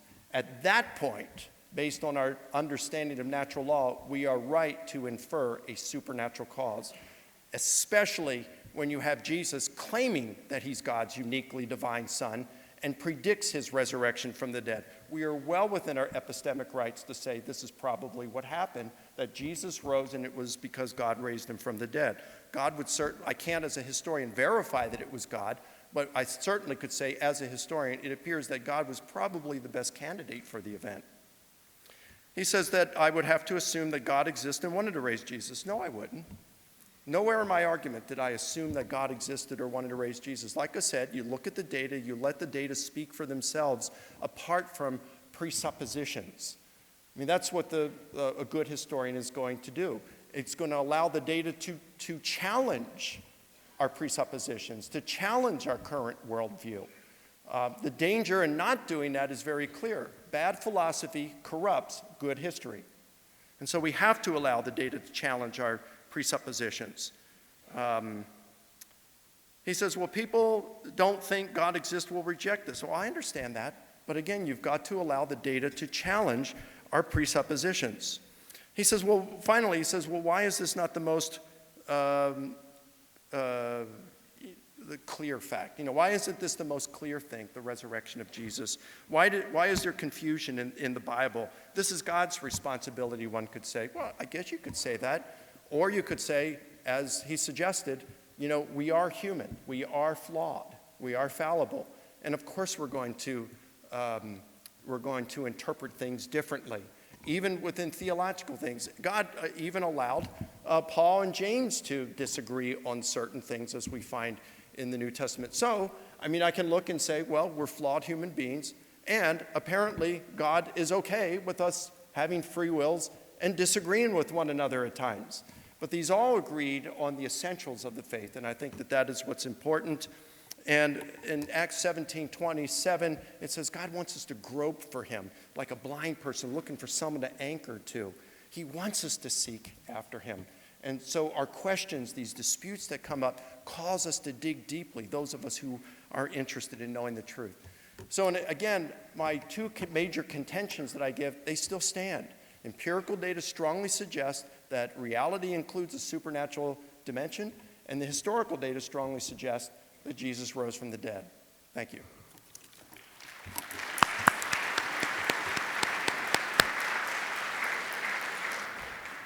Matt Dillahunty would now give his 12-minute rebuttal. So there's something in debates that I wish would stop happening. And I'm not picking on you, but you did it and somebody else does it. Person one talks, then person two talks. Then person one gets back up and says, Matt didn't address what I said. Well, that's what I'm doing now. This is the rebuttal period. So you can't criticize somebody's opening remarks for not addressing everything that was in your opening. So we have the stories about near-death experiences. The emphasis, of course, being on near death and not death experiences. We also have accounts of people who've gone on to an afterlife and come back with stories that we've later found are fraudulent. They've acknowledged that they're fraudulent. So in a world where two people can both say, I've had an experience where I've died and gone to the other side and took, how do you tell which one's correct? How do you tell if either of them are correct? Methodological naturalism is the foundation of science. It's not a safe space for skeptics. It is a recognition from philosophy of science that until we actually have the ability to investigate and confirm that the supernatural exists, we don't get to appeal to it. It doesn't bar us from testing claims that are attributed to the supernatural. No scientist, if that comet hit and spelled out something, no scientist on the grounds of methodological naturalism or any other scientific model would be prohibited from attesting that the event occurred. They would just be in a position of, we don't know how or why this occurred because we don't have a model that we can use to apply to this. We have no explanation. And the idea that as you heard him say a minute ago, based on our current understanding, we could be justified in appealing to the supernatural. Well, that's the problem. We think we have an amazingly good understanding and that we are the smartest and wisest that have ever lived on this planet. We're doing good. We've got incredible technology. And this poisons our mind to think that I have enough information that I can exclude natural explanations and just go charging towards the supernatural, even though I can't actually demonstrate the supernatural. That is what science is trying to prevent. Spectral evidence. I'm not looking for a dial or a meter. I'm not talking about being able to put the supernatural in a beaker. And I think geologists and others would be shocked to learn that they don't have testable disciplines, when in fact that's what they do. As in biology, you can make predictions about what you will discover from the past in the rock. And those predictive models are what allow us to do things. Science, while maybe I am arguing for scientism, some people would actually say that. I'm not claiming that it is the only path, just that science is the most consistently reliable pathway that has demonstrated its efficacy for an accurate understanding of the world. If there are 10 people who come up and tell you, I've had a supernatural experience, exactly what test would you propose? Don't have to be in a beaker. What investigation techniques would you use to figure out which, if any, of them were correct? This is the reason that there are so many different denominations. This is the reason why there are so many different religions, because we are all incredibly sure that the conclusion we've reached is right. I'm so smart, I couldn't be fooled. This is what magicians and con artists exploit on a regular basis. Near-death experiences have been tested. There's a number of different ways that you can try to confirm that somebody is actually like floating out of their body. They put in the operating rooms, they'll put messages up there to see if anybody can actually see and report. Nobody's ever been able to actually accurately report this.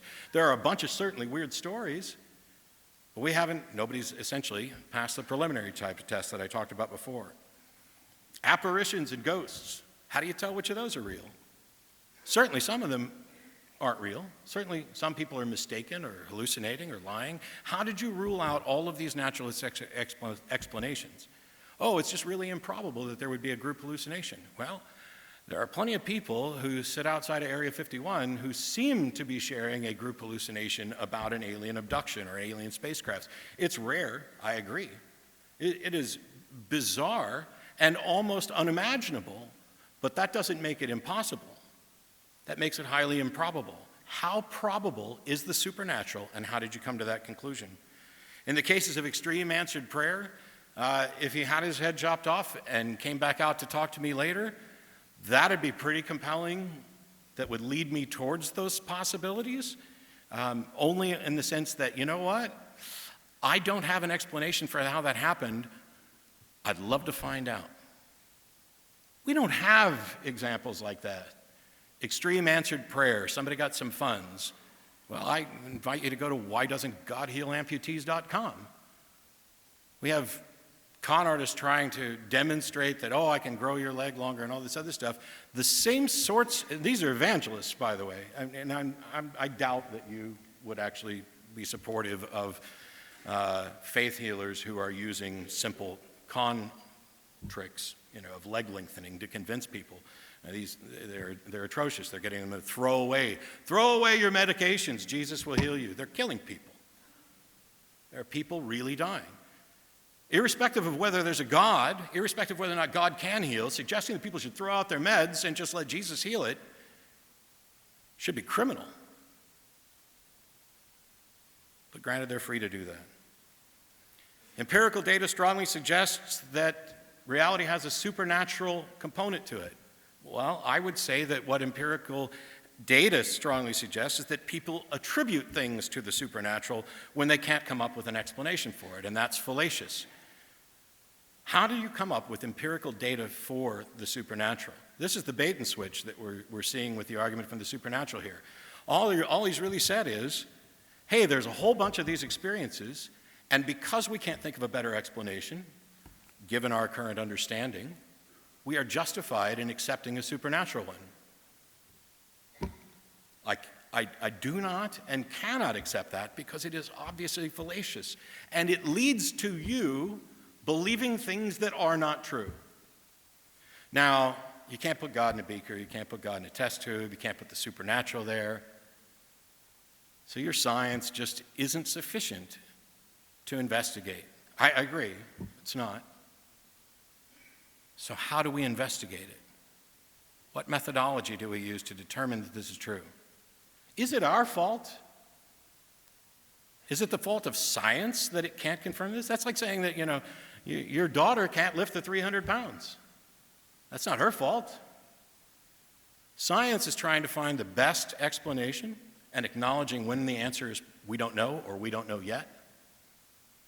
And it realizes that, imagine we had spent our entire lives in this particular room, which some of you probably feel like right now, but there are no windows, you're blocked in, you have no access to anything out. How do you know whether that wall just keeps going forever or if there's something on the other side of it? How do you go about testing that? I had a conversation about the supernatural with my friend and apologist, Blake Junta, and I was asking him, how do you demonstrate, let's imagine there's somebody outside this room who can communicate telepathically and telekinetically. What would you do to go through to find out if that's happening? And he gave all kinds of great examples. There would be things moving around the room, and he would be communicating to me what he's going to move around the room, this sort of thing. Okay? How do you demonstrate that there's a God? All of a sudden, you get wildly different examples. Why wouldn't it be the same? There's answered prayer. Well, prayer has been tested. Intercessory prayer has been tested by the Templeton Foundation, which has some motivation for it to come out in favor of prayer. And what do they find? Prayer works at the rate of chance, unless you actually know you're being prayed for, and then it works less. And they have hypothesized that there was some kind of performance anxiety of knowing that people were praying for you, and this gave you anxiety because you felt compelled to get better so that the test results would go. When it comes to the minimal facts approach, I find it strange to say that Paul is the best source. I understand, I agree that scholars hold this position, and it may in fact be the case that Paul is the best source. But what do we know about that best source? Well, never met Jesus while he was alive, claims he did later, after he was re-alive. Wasn't around for any of Jesus' events, wasn't around for the death, wasn't around for the crucifixion, the burial, wasn't there to see the empty tomb. Right? There were people who were supposedly far closer in time to these events than Paul was, who's writing decades afterwards. He's the best. There's a reason why when somebody comes up to you and tells you a story that they heard, you're a little dubious. And in Paul's case, we have, oh, I got it directly from Jesus after he was dead. I'm not saying that didn't happen. I'm saying, how do you confirm that this is what happened? The consistency of gospel messages among a bunch of people viewed thousands of years from thousands of years in the future. This is something that needs better evidential support. And this is why we end up arguing about it over and over again. Now, I'm not closed off. I didn't get mad at God. Nothing bad happened to me. I just wanted to have the best model of the world in my head. And as unfortunate as it may be for proponents of the supernatural, methodological naturalism, and I don't know why we went to safe spaces and triggering in our demolishment of the single most reliable path to an accurate understanding of reality that the world has ever known, isn't barred from investigating reality. And if your God manifests and is detectable in reality, then it should be confirmable. And by the way, if there is a God, God should easily be able to provide convincing evidence to everybody. You say, oh, well, he has, and you just won't accept it. Then he hasn't. Because God should be able to convince me, God should be able to convince skeptics, God should be able to convince Muslims and Hindus, and that hasn't happened. Oh, it's just all of these ad hoc explanations, which I agree we should avoid, of, well, it's our fallen nature. Well, it's free will. Okay. I understand what you're saying. That doesn't change the facts. Even if you're right, barring an acceptance that it's possible to raise someone from the dead, or that it's possible that there's a being who can raise someone from the dead, you don't have a justification. What you have is, here's an empty tomb, we don't have a natural explanation, so we're just going to say that because we know so much, the most reasonable explanation for these copies of translations of facts is that Jesus rose from the dead. How do you demonstrate that? I can't. I haven't heard any attempt to do so. And so I'm stuck.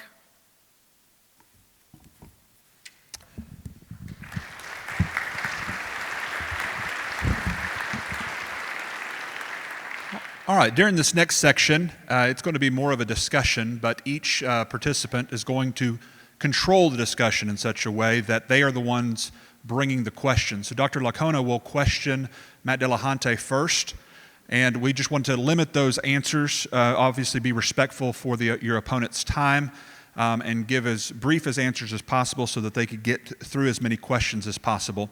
And so first, Dr. Lacona. All right, Matt. So you were talking about how you said both in your opening statement and your rebuttal that people attribute to the supernatural when there is no other natural explanation available that they can think of. Mm-hmm. And I was trying to be clear that that is not at all what I was saying, that what we do, and I agree, a God of the gaps explanation is not acceptable to me, all right? But a nature of the gaps explanation is equally unacceptable to me, that when you look at it and you say, well, yeah, I don't know of any natural explanation. And yeah, a supernatural explanation would certainly work here, given that the laws of nature would suggest that's not possible. But I'm not going to say that it's supernatural because somewhere along the line we might find a natural explanation. That's a nature of the gaps, and it's no better than a God of the gaps. So here's my question for you. I gave you that example of the beheading. I'm beheaded up here. Everybody's out of the auditorium. You've already seen my headless corpse. I come walking out an hour later, and you all see me alive, and I testify that I met someone in heaven, and they shared with me a private conversation that they had with you that you know is correct. Now, wouldn't our understanding that that is impossible by natural causes, wouldn't that justify you to infer that a supernatural event has indeed occurred? Yeah, so I like this question because it proposes the very thing that never happens Well, there's a lot of so things. it goes to the extreme to say, if we could, if this happened, would you then accept that there's a supernatural explanation? And the short answer is no. What I would accept is that the null hypothesis that people's heads don't come back on, that's clearly disproved. The reason that you came back from the dead, the explanation for why and how this happened, I don't know. I'm not precluding the supernatural. There needs to be a demonstration that this is the cause. And frankly, in that situation, I'm not so sure that I care that much about why you were able to do that. Just that, the possibility that something like that has happened would spur a new regime of investigation. I mean, where's the Nobel Prize for discovering the spiritual, the supernatural? Okay, so I didn't ask whether that would convince you that God exists and raised me from the dead, okay, or that my claim. But given all that data that you saw me beheaded, Sure. Now I've come back, I'm alive, you see the scars, and I repeat that private conversation you had with that person, would that be enough to convince you that a supernatural event had occurred? So here's where we get into a little bit of the word thing. I think by what you're asking, the answer is yes. But what I'm specifically addressing is that I don't get to call that supernatural. What it would be is there's something new and weird and undiscovered and unknown within nature. I would fully accept that it happened. If you're asking, would I then be reasonably convinced that the best explanation is that something beyond nature did this? I don't know. You don't even know if that would convince you. No, what does it mean to say that the supernatural caused something? Something that is beyond, it's a cause, something either has a natural or supernatural cause.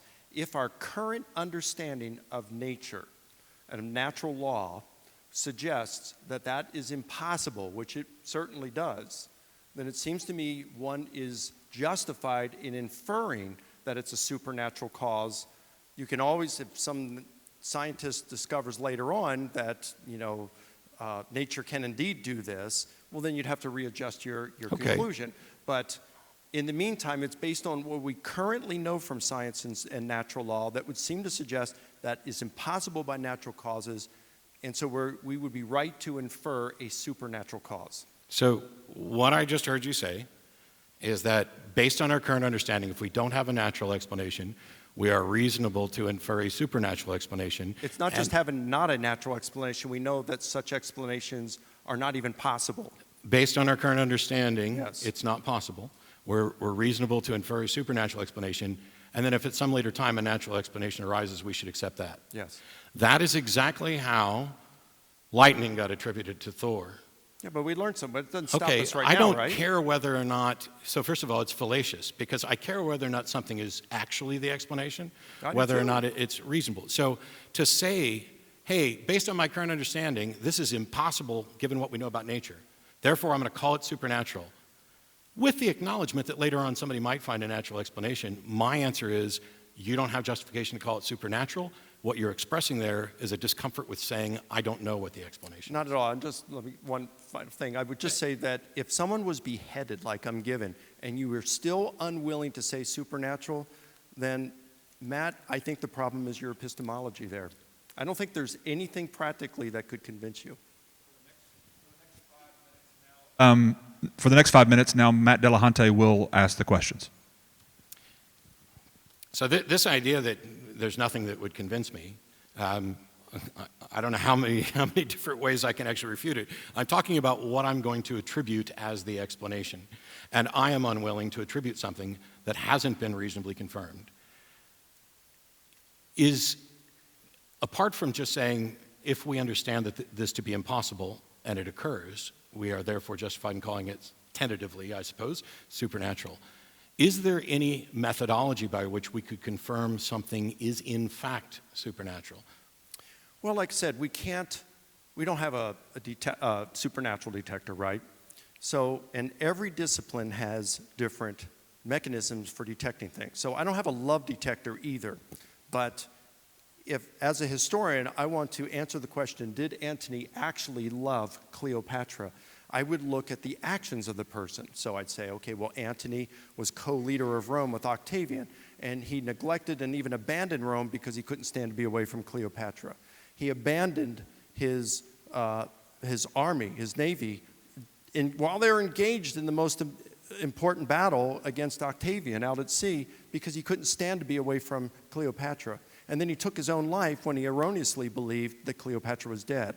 So a historian looks at the actions and says, yep, I infer from that, based on what we know, that Antony loved Cleopatra. We don't know Right, what's going on in his head, but we do that. We do the same kind of stuff with supernatural. I understand that, but all the things that you described are things that we all understand. And when we describe what love is, Yeah. those are all characteristics of love. What are the characteristics of the supernatural that would allow you to do something similar?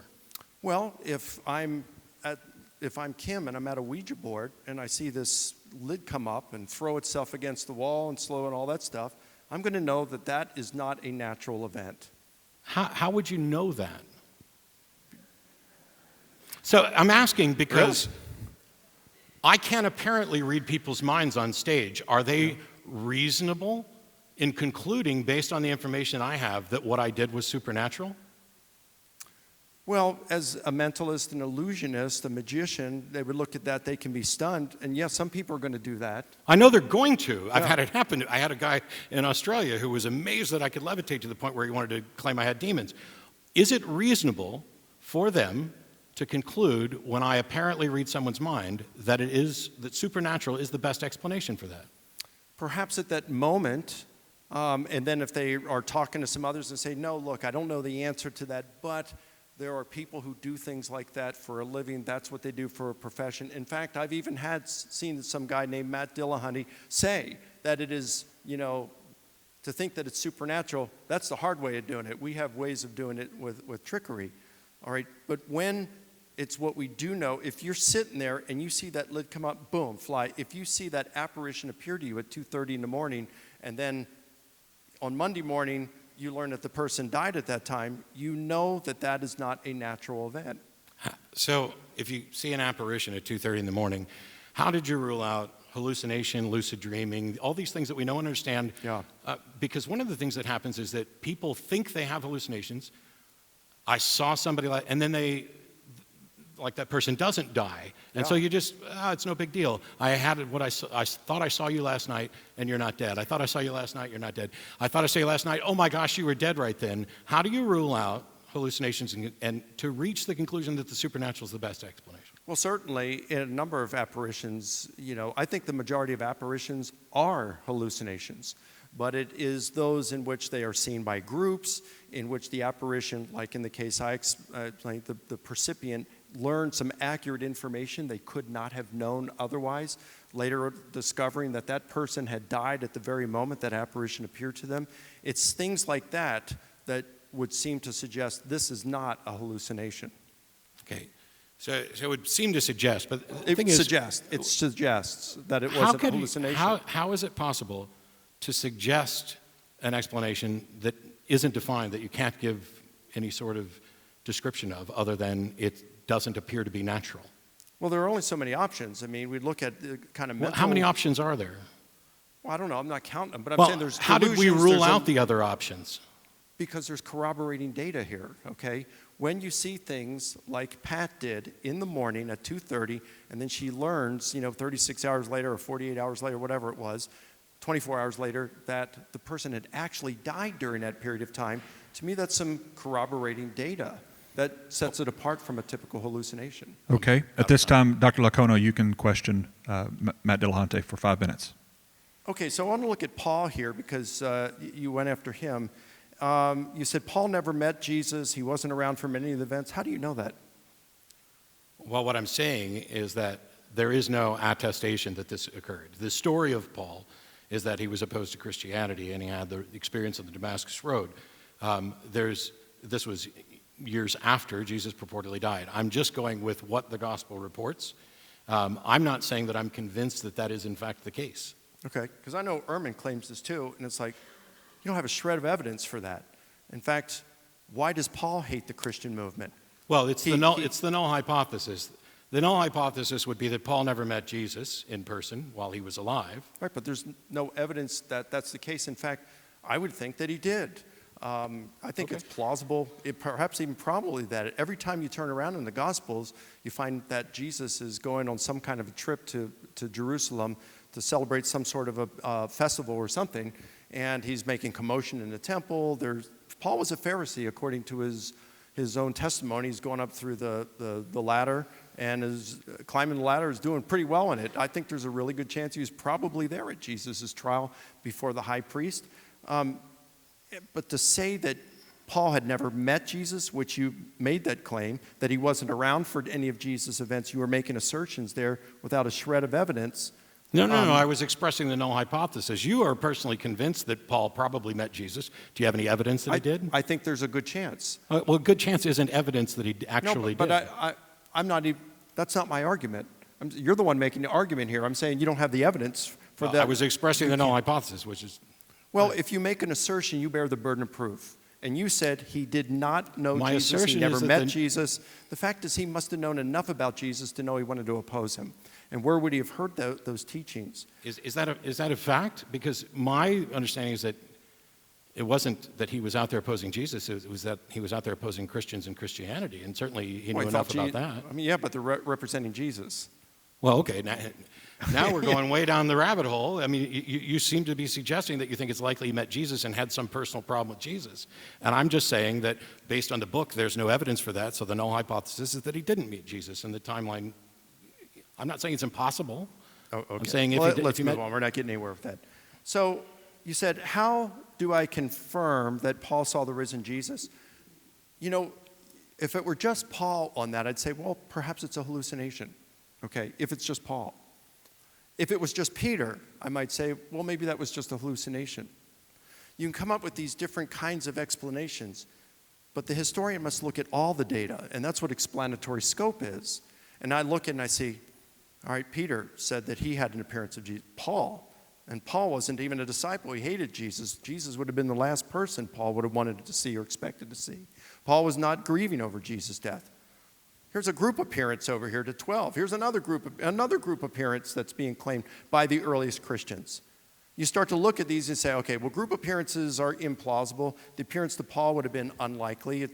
And then you got all these you put together and say, well, what's the best explanation? And resurrection, actual appearances of Jesus, work out better than a hallucination hypothesis. So that's where historical method comes in. I may not be able to look at a single data and say, I can prove it based on that. But I look at all of the data and say, this is the best explanation for it.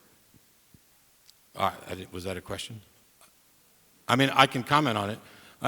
I'll wait for my question. Oh, I'm sorry. It's your question time. I just don't What want do you think of that? Okay. Thanks. So what I think of that is that in order to say that the resurrection is the best explanation for these facts, first of all, you have to demonstrate that resurrection is in fact a plausible explanation, that it's something that could happen. Which we did. When did we demonstrate that it's possible to be resurrected? We looked at the supernatural dimension. There's 4 evidences right there. And certainly, if there's a supernatural realm, you'd have to say that resurrections are possible. Oh, no, first of all, I don't accept that there's a supernatural realm. Second of all, if in fact there is a supernatural realm, that doesn't mean that resurrection is possible. Okay. Maybe there's a supernatural realm and resurrection is impossible. But I find it strange that we're talking about, getting messages from the other side. That's something we could potentially test for. And yet what we have is fake psychic after fake psychic over and over again doing this. Yeah, we do, but just because there's a lot of counterfeits doesn't mean there aren't authentic ones. There are plenty of authentic ones. And so how do you tell 300 of them. So you say there's 300 authentic. How do we verify that these are actually what they claim to be?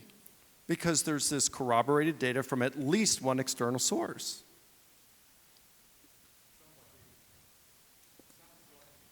It sounds like we have already started the final 5 minutes because Matt's starting to ask those final questions, which is good. So for the last 5 minutes, Matt Delahunty will ask the questions. Actually, for the last 5 minutes, I'll ask questions, but you can ask questions back because that's just fair. Do you believe that people are abducted by aliens? No. But I would be open to it. But I don't think the evidence is good enough for it. Okay. So despite the fact that there's nothing supernatural about the idea that there might be life somewhere else who made it to Earth, I don't believe that they were abducted by aliens either, just for Oh, I the don't record. either. But at least via Occam's razor, we're not appealing to anything beyond what is naturally understood. And yet, for that, what is the plausible explanation for, in the cases of group hallucinations about alien visitations, what's the explanation for that? Well, there's an interesting book that was co-authored, I think, by Hugh Ross and Kenneth Samples and one other. It's called something like Lights in the Sky and Green Men or something like that. It's talking about aliens and things, UFOs. Ross is an astronomer. And he talks about the possibility of there being aliens anywhere in the universe, and he's saying that, with all the things that must be, he doesn't think there's life support anywhere else, at least carbon-based intelligent life, but he said the very closest planet with an acceptable star would be about 230 light years away, but given the fact, even if you could travel at the speed of light, which he says you can't, but even if you could, you'd have to slow down because of space debris and radiation. It would take you about 23,000 years to make the trip, which no one could survive. And once you got here, you'd have all kinds of problems anyway. He says when you look at the alien sightings and the spaceships, they do things that defy the laws of nature, which even if you have technology and stuff, you can't defy the laws of nature. So it's kind of like if the spaceships do all this kind of stuff, but if it moves like this and it's next to trees, it's going to suck the trees over when it does this, but the trees don't move. So he thinks there's a good chance that this is either an extra-dimensional or a spiritual dimensional thing. Okay. So he would say that there are a number of cases of these alien abductions, UFO sightings, that he thinks are authentic because the witnesses seem to be good, but he wouldn't attribute it to aliens. He might attribute it to some sort of spirit beings for this. Sure. I don't. Well, I do disagree about his conclusion about what it's likely to be. I don't disagree that, it's implausible, given what we know, that aliens are visiting Earth. However, that's given what we know. And given what we know, you and evidently Hugh and others would seem to think that it's more plausible that UFO sightings are spiritual in some sense rather than... Not all of them, of course. A very small minority of them that can't be accounted for adequately by natural explanations. So you're back to can't be accounted for. This has been like the repeated theme. Based on what we know, we can't account for this. Right. Based on what we know about things like hallucinations and all this, plus what is possible according to the laws of nature. But we know that group hallucinations are possible. Well, I don't think we even know that because they're like dreams. So it would seem to me they are actually impossible. There are accounts of... Not credible, documented accounts. Okay. In fact, in the book put out by the American Psychological Association, Hallucinations, The Science of Idiosyncratic Perception, it's like the most recent thing on the last 100 years on hallucinations. They don't have anything on group hallucinations. I contacted the authors, said, why not? And they said, we couldn't find any documented sources, reliable documented sources on group hallucinations. They seem impossible. So because we don't have a way to confirm any accounts of group hallucinations, we are then justified in accepting, tentatively, I guess, that it's supernatural. And because what we do understand about hallucinations, professional, I got you. I'm almost out of time. Right. The reason I'm asking is this.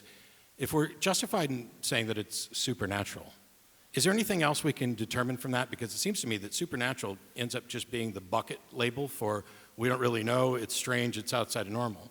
Yeah.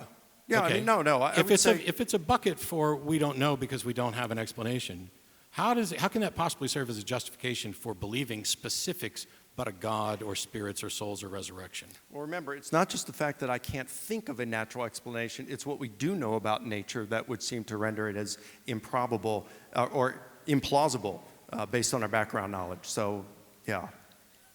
And what was the last part of the question? I forgot the last part. I just want to clarify, it's not just what you're saying. It's not a God of the gaps. It's based also on what we do know about nature to suggest that that is not the case. Now, in terms of identifying God, I can't say whether it was God or whether an ET from a parallel universe or whether it was a demon or an angel, but I can say that when Jesus comes on the scene and says he claims to be God's uniquely divine son, he predicts his resurrection, and boom, all of a sudden you get all these appearances and they can't be accounted for by naturalistic explanations. I think God is probably the best candidate for it.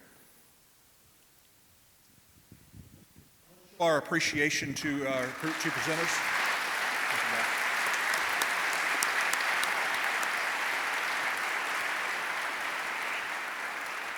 We are going to give them and all of us a much-deserved 10 to 15-minute break. Just a little before 3, we'll start with the audience questions. So you can be dismissed. There's the bookstore right out here. The bathroom is straight out the back. And so see you back here in about 10, 15 minutes. If I could get everyone's attention, we're going to start with our audience participation questions.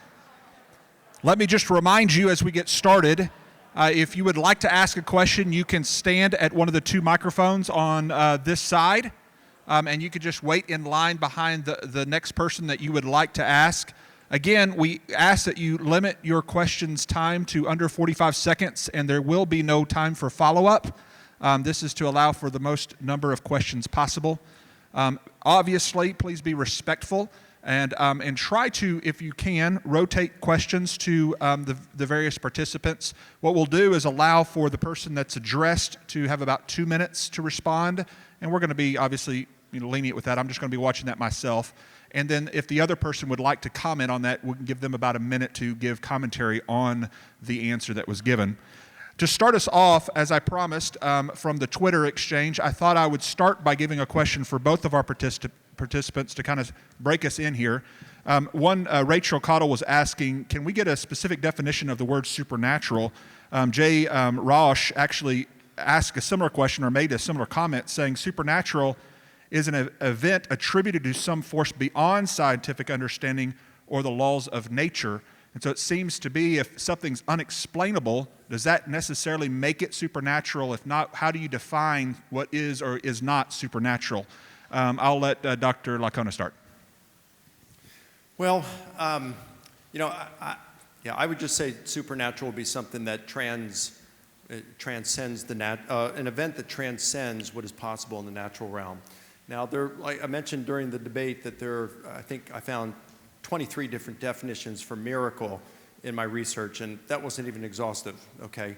The one offered by statistician David Bartholomew was the one that I preferred and adopted, but I couldn't quote it right off. But if someone gets my real big book on the resurrection, I think it's chapter 2, and it's in there. But yeah, I would say something that transcends what is possible on the physical realm, according to the laws of nature as we know them. Okay. Matt? So I don't know how you identify that, because if your definition is that it transcends the laws of nature as we know them, we know that throughout history, what we've known would have allowed us to attribute all sorts of things to supernatural, and we keep finding out we're wrong. Throughout history, every single time that we've actually been able to identify what the cause is, it has never been supernatural. And there are people who immediately object, saying, "Oh, that's a cheat because you can't identify this, you can't confirm the supernatural." Yes, that's the problem. Okay. We'll start here in the middle microphone. Just state your first name so they'll know how to respond to you, and state your question. All right, this question's for Matt, and my name is Daryl. Hi, Daryl. Remind me of the T-shirt you had. You mentioned it early on. What does it say? I want to believe as many true things and as few false things as possible. Okay, so since that's important, my question is where do you go to find the truth? I go to the Bible, but where do you go to find the truth? And Yeah, how do you determine what's true versus what's false? Thanks. I'm sorry for interrupting. I thought it was the end. So when I say that something's true, all I mean is that it comports to reality. It comports to... Now, there's a lot of philosophical questions. Do I have any access to truth? Is there truth? Rather than getting into debates about solipsism and truth and stuff, all I would say is I want to have an accurate understanding of reality so that my internal model of reality matches the facts as best as possible. And so where do I go to find that? Exploring reality. I don't find that going to any book is, a way to discover reality. necessarily. You may find truth in reality, but is the independent confirmation. And this is why I talk about science being the single most reliable path not to truth. Science doesn't make truth proclamations. Science creates probabilistic models that describe the universe to our best understanding. Science is not telling you truth. However, to the extent that scientific findings seem to agree with and describe reality accurately, I'm okay with using that as truth. I'm not overly concerned with a kind of, oh, is there an ultimate truth to find? If there is an ultimate truth, that would need to be kind of demonstrated. Dr. Licona? I would just simply say I take a correspondence theory of truth, and truth is whatever corresponds to reality. Holy, we agree. Yeah. All right, So we agree on quite a few things, which I really enjoy. So. on this microphone. Yes, my name is Marcia, and this is for Matt. You said you spent quite a few years as a Southern Baptist. Mm-hmm. Did you consider yourself saved during that time? Yeah. And if so, would that now make you a saved atheist? Yeah. So it's a great question. Thanks. I have a friend who's a pastor here in Austin who couldn't make it today, but I wanted him to, in part because he and I have shared a lot of time. He thinks I'm still going to heaven, and he thinks he's going to see me there. That's his model, the once saved, always saved, and he's convinced that I was. I have family members who can, think that I wasn't. I was never actually saved. Was I convinced at the time? Absolutely. There are actually people here who I think, who knew me during that time frame, who would say that, well, I wasn't the best Christian in the world for sure, but I was active and seemed to sincerely believe. Ray Comfort once asked me if I thought I was ever a true Christian. And my answer is, because I don't think that there's anything to be saved to or from or by, I don't think anybody's a true Christian. If your definition is actually has a relationship with the risen Christ, well, I don't think there's a risen Christ, so obviously I don't think anybody's saved. But if your definition is convinced that they have a relationship with the risen Christ, then yes, I absolutely did. Okay. Dr. Licona, any comments on that? Okay. Yeah, would you like to comment on my life experience? In the middle, is there anybody with a question for Dr. Licona? Okay, step forward, please, to the microphone. My name is Adam. This is directed at Dr. Licona. How do you deal with eyewitness testimony in the case of the disciples or anyone who witnessed the resurrection of Jesus, and the occurrences when eyewitness testimony is proven to be false in their perceptions? All right, say that again, please. Sorry, it's a bit complicated. And there's a little echo up here, too. Yeah, step a little closer to your microphone. Better? I think so. How do you deal with eyewitness testimonies in the case of the disciples or anybody who witnessed the resurrection of Jesus Christ, and the occurrences when eyewitness testimonies currently have proven to be false on their perceptions, in the case of someone having believed they saw something, but then that comes out later to be false, even if it was an eyewitness testimony to claim that they saw it? Yeah. Well, I'm trying to think I was talking to you. It was you a little bit earlier I was talking to about this, I think, that you look at all of the evidence. Or maybe I said this during the question. I don't recall. Definitely wasn't I've said vague. it here in this auditorium, But, you might look at just Paul and say, well, maybe he had a hallucination. If it was Paul and all we had was the testimony of Paul, then you might look and say, that's a hallucination. That might be the best explanation. Or if it was just Peter, you might say, well, hallucination's the best explanation if it were just Peter.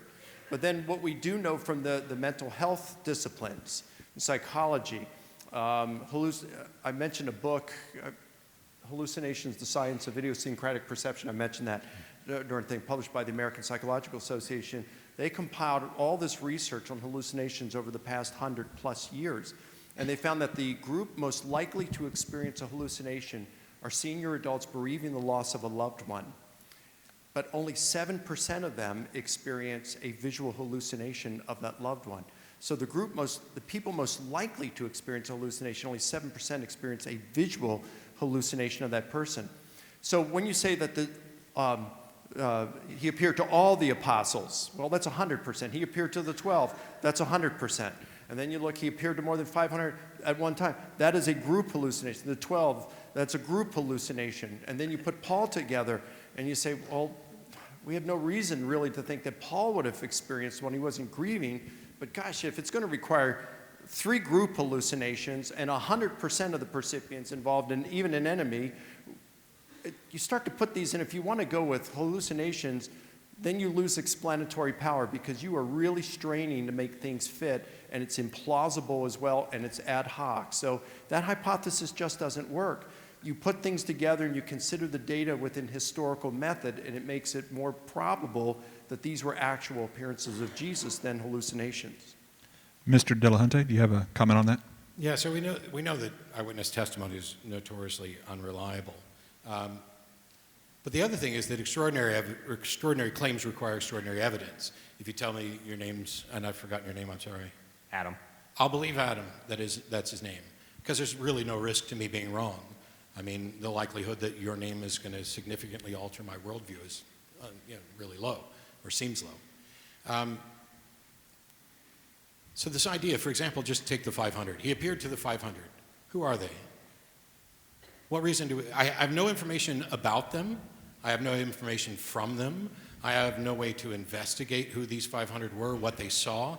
It's just he appeared to the 500. That's so far as I'm aware, and Mike's got an incredibly thick book out there, which I hope to read. Maybe there's more about who these 500 were. But that's an extraordinary claim. And simply saying, oh, he appeared to 500, when we have no way to investigate that, I don't think you have to worry about whether or not this was a hallucination, a group of hallucination of 500. I think you have to worry about whether or not this actually happened. And I don't have sufficient evidence to say it happened.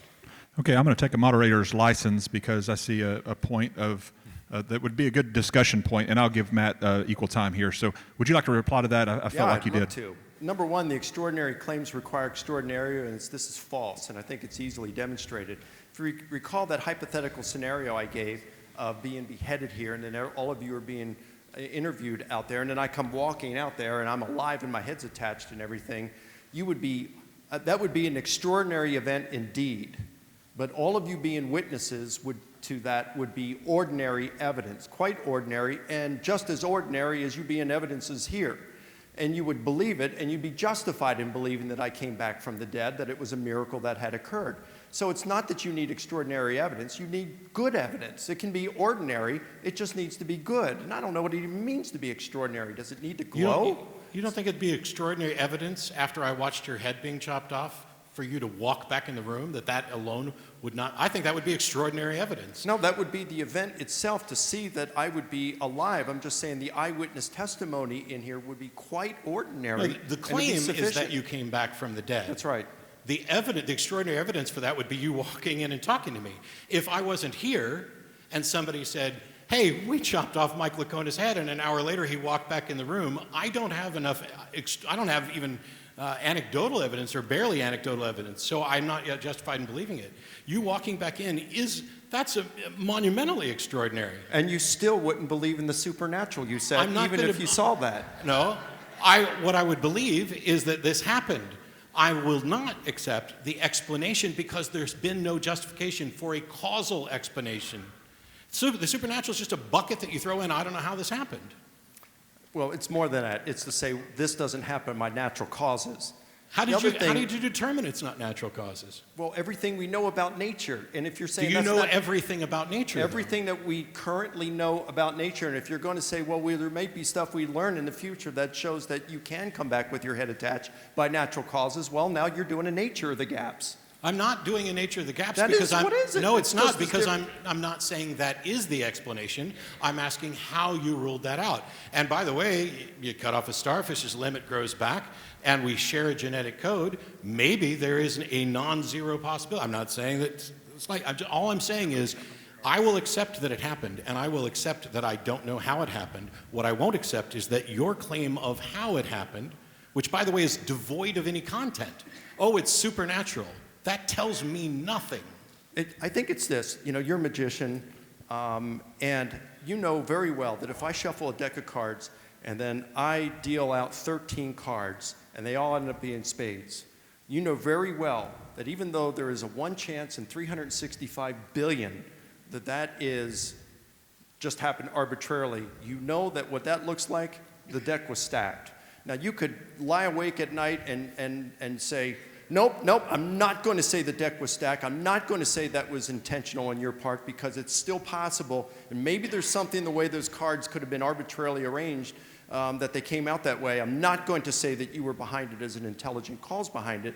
But I think most of us would look at that, and if those 13 spades came out, we would all be saying the deck was stacked. I actually used this example in my video about the teleological argument, because the first thing is the reason you have good reason to conclude that is because I'm a magician or you've seen card sharps, or you know that it's impossible to cheat, and cheating becomes a likely explanation for this.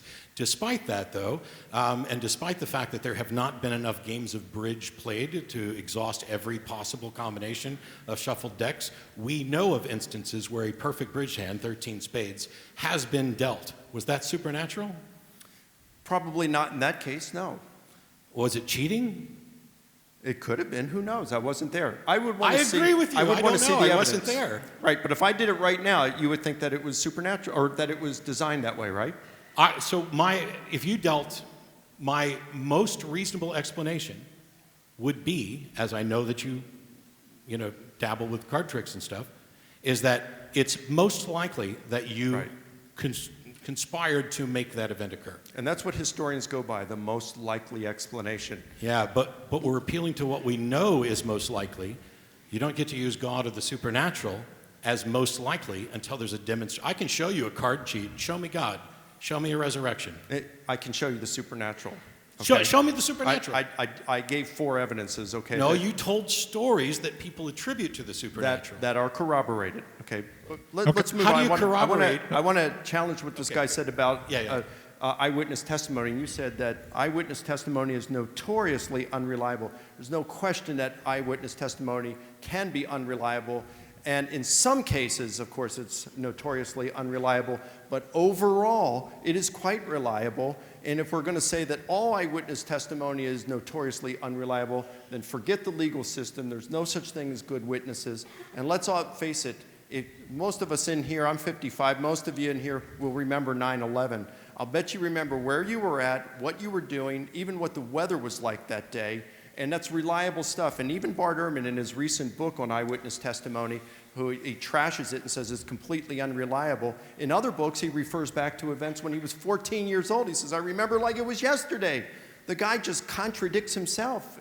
And this eyewitness testimony can be very good testimony, and especially when you have multiple witnesses saying the same thing, it becomes even more so. I agree that there's a potential for that. We don't have to throw out the legal system, but the legal system does not allow spectral evidence any longer.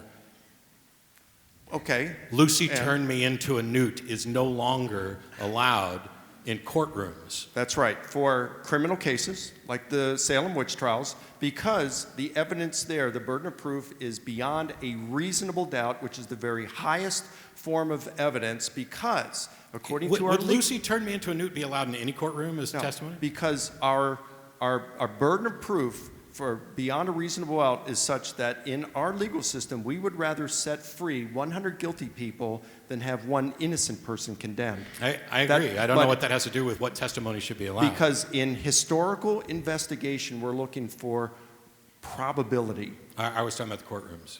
Okay. I mean, you Okay. wanted to throw out the legal system. But go ahead. No, sorry to interrupt. I would let y'all just keep on going, but I there's know people standing. Yeah, I these don't people are want you standing to- here, and I hate to ignore them. We So can do this whenever. yeah, let's go to this microphone here. Okay, my name is Michael, and my question is for Mr. Matt, and I want to thank both you, Mr. Mike and Mr. Matt, for coming out here today. It's been a great experience in itself, Thank you. just watching you two debate. My question is, Mr. Matt, I know you used to be a man of God, and now you're not, and you don't believe in the supernatural. My question is simply, do you believe in miracles? Do I believe in miracles? So it would depend on the definition of a miracle, because one of the things is people use the word miracle all the time. Like, hey, there was a bus crash and everybody died except for me, that's a miracle. If you just mean, do I accept that highly unlikely things occur? Sure. But if you're talking about, do I believe in miracles in the sense of there is some causal tie between something occurring and something supernatural? No. Okay, let's go over here. My question actually kind of ties several of these things together. My name is Mike. My question is for Matt. If I were to go outside, and this sort of builds on a different example than Mike had, but if I went outside, we all went outside, walked down to the lake, I walk out on the water, stand there for a few minutes, and then shoot up into the sky. I mean, being a magician, you're practiced in spotting and knowing how people do illusions, and you're completely floored. If I, to all possible scientific investigation, have contravened the known law of gravity, one of the major laws of the universe and nature, it sounds like you're still unwilling to ever admit to something beyond natural explanations, because you said several times during your discussions that you always feel like it's just, well, we didn't understand that properly. There's always another natural explanation. No. It seems like that's always your fallback, and No. I want to get clarification. Not only has that never been my fallback, I just specifically countered that a minute ago, but go ahead. No, I'm just saying, if to all possible investigation and evidence that a natural law has been broken, which I would think would be at least a reasonable subset of supernatural, then is that ever a case? I'm trying to figure out if there's really a case when you say you're open to explanations. It sounds like you're only really open to natural explanations. In other words, in a situation like that your default is always going to be, well, there must be a natural explanation that we haven't found yet. I will be open to supernatural explanations the moment somebody defines, describes, and identifies the supernatural in such a way that it could be an explanation. If we were able to investigate you walking on the water, and we confirmed that you didn't use the method that Dynamo or whoever used, thorough investigation, we watched you walk on water and fly all the way up to the clouds, I would believe that you walked on water, flying up to the clouds, in defiance of everything that I understand about the natural world. I don't know how you did it, and I don't know what the justification is to say, oh, it's supernatural, other than saying it does not fit my current model of what the natural world can do. What my objection to the supernatural is not that, oh, it can't happen. It's that it's not defined, it has no ability to explain anything. It is just the bucket we put things in when we don't know how they happened. Now, if you want to, if that's what everybody means by supernatural, if they're going to take supernatural and use it the way they do miracle, like, oh, I passed that test, it was a miracle, well, then I'm okay with the supernatural, because that's just a colloquialism for, wow, that was really weird and I don't know how that happened. But if instead you're going to use it to say, therefore, the supernatural is real, and I can then bucket load all of these other things that we've said are supernatural in and say that they're real too, that is logically fallacious and wholly unjustified. I need to know what the explanation is, not what you're going to call the explanation. Dr. Lacona? I just simply disagree with that. I would say that if we, by our current understanding of nature and the laws of physics, if we can verify that an event has occurred and that event was not possible given the laws of nature, well, then we would say that is a supernatural event. It transcends the laws of nature. That's the definition of it. I don't know why that's a problem. Just because I can't specify what the cause is, whether it was God or an angel, a demon or an ET or whatever, we can still say that it was that the event occurred, that the event was a supernatural event, and leave the cause undetermined. Historians do that kind of stuff all the time to say this event occurred. We don't know how King Ludwig died, who had the Neuschwanstein castle. Was he intentionally drowned, or did he commit suicide when he and his doctor were found face down in the lake? But we still know that they were dead. We can come up with the Reichstag over in Berlin in 1933, I think it was, when it burned down. We still don't know whether it was the Nazis or whether it was the communists who burned it down. But no one questions that the Reichstag burned down. It was torched intentionally. So we can determine that an event occurred without determining the cause of that event. Which is why I said I would accept the event. I think you actually just argued for the colloquial usage of the supernatural. But last note on this is when you can walk on water and fly up to the clouds, and when he can chop his head off and put it back on, come back and talk to me then so that I can actually investigate it, because it is incredibly telling that I keep getting examples of, if this happened, wouldn't it be enough for you to just believe? And yet we have no examples that approach the ridiculous extremes that were offered. Except the resurrection that you can't answer. There's a difference between him walking on water and flying up into the clouds, where we are, by his explanation, offered the chance to investigate it thoroughly, and hearing that he walked on water and flew up into the clouds 2,000 years later. There's a difference between those two. To put them on the same playing field is intellectual dishonesty. Not at all. I mean, you're looking at something that you'd say you'd have to observe and repeat, if possible, and to investigate in it. That's the different tools than what historians do. Like I said, historians can investigate whether Antony loved Cleopatra, even though they have no love detector. They can still go back and say he probably loved Cleopatra. We can do the same thing with an event such as the resurrection. Okay, let's. I want to make sure we get the audience questions. We've had two for Matt in a row. So is there anyone asking a question of Mike out of this line over here? Step forward. If not, I can take it. I like to talk. Go ahead. Testing. Okay. I had a question about using the resurrection as an apologetic, because Matt Dillahunty brought up the point. He read William Lane Craig, how we already have to know that God is willing to do the resurrection miracle and all that stuff. I thought natural theology came first, then Christian evidences, which is where the resurrection falls.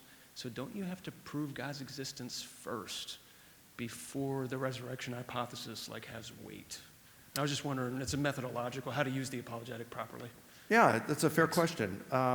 So that's the difference between a classical apologetics approach and an evidential apologetics approach. I don't really involve myself in those kinds of debates. But for me, I look at, it's kind of like we said, if I were beheaded and then I went out and I showed myself alive, I don't have to prove the supernatural or God or supernatural being before witnessing that, before I would believe that a supernatural or a miracle event occurred. The event itself would prove the existence of the supernatural. And I think if Jesus rose from the dead, then that gives you God and Christianity. It gives you the probability of God. It certainly gives you Jesus rose. It gives you the supernatural realm, and it probably gives you God. The classical approach, where you add God's existence, I think it just adds it continues to just stack up on the plausibility. I mean, I could have gone into that, but I just wanted to do the supernatural here. But, you could add some arguments for God's existence, from design, for the cosmology, for molecular biology, all kinds of arguments for first cause. This adds plausibility to the existence of God. You throw in the supernatural, those four things that I gave, that adds plausibility. You start putting it together, you got a really strong case that I think you look at and you say, Christianity is the most plausible and unified theory of reality. But sometimes you just don't have the time for all of that. I had 25 minutes, right? So I couldn't even cover all the resurrection. I wrote a 700 and some page book on it. So, try squeezing all that into 25 minutes. All right, Matt, did you have any commentary there? I'll let that sit. There's a All lot right, of people. right here in the middle for Matt. Yes, sir. My name is Jim. Matt, you and I go back a long ways. You may not remember, but 1980, 85, 89. At Harvester. We were members at Harvester Baptist Church. We were so proud of you. You were one of our bright stars. You were a bright young man. You were a leader in our youth group. And I stand here today and I want to just ask one question. What was it that triggered in your life the change? Because if I'd have bet in 1987 when you graduated from Francis Howe, you'd have been a star. And I just want to know, for my own edification and for us, what was the trigger? And thanks, Jim. By the way, when I mentioned that there were people here, so I grew up in the St. Charles area, went to First Baptist Church of Harvester. There are at least 3 people here from that church. So it's nice because not only am I in a Baptist church, but a lot of times when I say, as a Baptist, people are like, I don't believe that. Well, they'll vouch for it. Thanks so much for the kind words, Jim. It wasn't one thing. There wasn't anything bad that happened. I felt when I was in our youth group, as did many of the kids in our youth group, that God wanted me to be a pastor. Some of my other friends felt a similar calling. It worked out to varying degrees depending, on who you're talking about. I didn't want to do that. I was terrified of public speaking, which is incredibly ironic now. And I had a girlfriend. I wanted to get married. I decided I was going to go join the Navy. And I did that for a little over 8 years. I got out of the Navy. I moved to Austin. I worked for Dell. I was focused primarily on my career and building a life. And around 2000, 2001, I lost my job that I had worked really hard at and should have been promoted instead of losing that job. And at the time, I said, oh, wow, this is God punishing me for running away from a calling to ministry. And so I said, okay, I give up. If that's what you want me to do, I'll do it. And I spent a little over 18 months or so in pretty serious prayer and study. And I went to my uncle, who was a medical missionary, and I went to a number of pastor friends of mine. And at the time, my roommate was an atheist. We'd never had any conversations about this. It's just the way it was. I believed, he didn't. We didn't talk about it because, hey, we're best friends. Why would we screw that up, by me preaching and stuff? But when I decided that I was going to actually get serious about 1 Peter 3:15 and do what I thought I was being led to do, I did not want to get to heaven and have God say, why is this guy who you love like a brother burning in hell when you could have shared the gospel?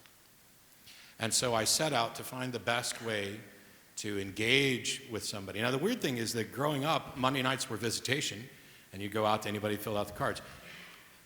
In my head, there was a definition of atheist that was Madeline Murray O'Hare, who I wasn't allowed to watch or listen to on TV. But then there were non-believers. They weren't atheists. Yes, they were. At the time, this is how I looked at it. These people they're just unsaved. They need Christ. So I had actually engaged with atheists without ever knowing it because my picture in my head was different. But I set out to figure out how to engage in the conversations with an atheist. And to make the long story short, this time of prayer and study backfired spectacularly. I wanted to be the best Christian that God wanted me to be, and evidently the best Christian he wanted me to be was an atheist, is how I joke about it. But the truth is, I spent a long time on my knees and frustrated and getting no answer. But I still didn't give it up for that. The reason I don't believe is because I discovered fallacies in the reasons for belief, a lack of evidence, an inability to demonstrate the truth of the proposition. It's demonstrated here. Mike is convinced that, hey, if our current understanding of what's possible doesn't account for something, we can conclude that it's supernatural. I can't buy that. I want to know what the explanation is, not how I'm going to label it as not natural. I joke that this was going to take multiple lifetimes, so I investigated Buddhism next to see if I would have multiple lifetimes to explore it. But what ended up happening is I delved into, I'm not making the long story short, sorry. I got more into philosophy specifically to find out what kind of God might exist in order to direct my search towards the truth. And through that process and an understanding of critical thinking, logical reasoning, fallacies, the nature of evidence, and what we can and can't demonstrate, I found that I was unable, as was anyone else I was able to talk to demonstrate a good reason for belief. And by the way, I know that this will make many of you, probably including you, Jim, and I'm sorry, sad. I know it makes my parents sad. You guys aren't the enemy. I don't hate you. You're not stupid. My IQ didn't go up when I stopped believing. I don't accept what you do, and I think I have good reasons for it. And when I try to get good reasons from believers, they seem to fail, which I think explains why there is so much disagreement, even within just Christianity, let alone other world religions. I know that it makes people sad, which breaks my heart because from my perspective, it's extra sad that you're sad about someone essentially being liberated and free to explore and free to change their mind. And my search continues. Do I think that it's likely that I'm going to find it? No, because for thousands of years, we've had the same arguments over and over and over and over again. And I understand that it's frustrating, and I understand for you and others in particular, it's incredibly disheartening. And I didn't mean to give a sermon about all this, But belief is not a choice. What you accept to be true is the result of what you are convinced of. And you can become convinced for good reasons or bad reasons. I want to become convinced for good reasons. I haven't seen good reasons to believe Christianity, Islam, Hinduism, definitely not Scientology, blah, blah, blah. Dr. Lacona, any comments on that? Yeah, I would just say in terms of people disagreeing and stuff within the church, people disagree in everything. They disagree in science, in evolutionary biology. Was it through saltation or this gradual change over time as had been believed for years? Or as some evolutionary biologists, started by Niles Eldredge and Stephen Jay Gould, they go by punctuated equilibria, that there were these big bangs within the fossil record and within evolutionary stuff. So that's why you don't have the transitional forms because of that. So they don't even agree on that. Scientists don't agree on whether there's a single universe or a multi-universe, and there's all kinds of disagreements. You go to any discipline of science, there's going to be lots and lots and lots and lots of disagreement. And within the various worldviews, of course, even within all religions have disagreements in there. But that's not a test for truth. It just means that humans are going to interpret things differently. Even when they're doing controlled and testable experiments behind, they're going to interpret the data differently. That doesn't mean that there is no truth. There is still a true view that corresponds to reality. Okay. We are out of our time, and I want to be respectful to our presenters' time as well as the volunteers and people making this happen.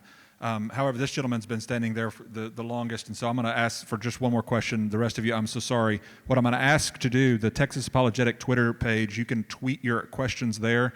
I'm going to ask if our two participants, if they want to jump on Twitter and look at those, and if you want to respond, you're welcome to. No obligation to do that, obviously, but that's all I can do to offer, and I apologize for those that have had to wait. It's just the nature of time restraints. But go ahead, this will be our last question. My name is Nestor, and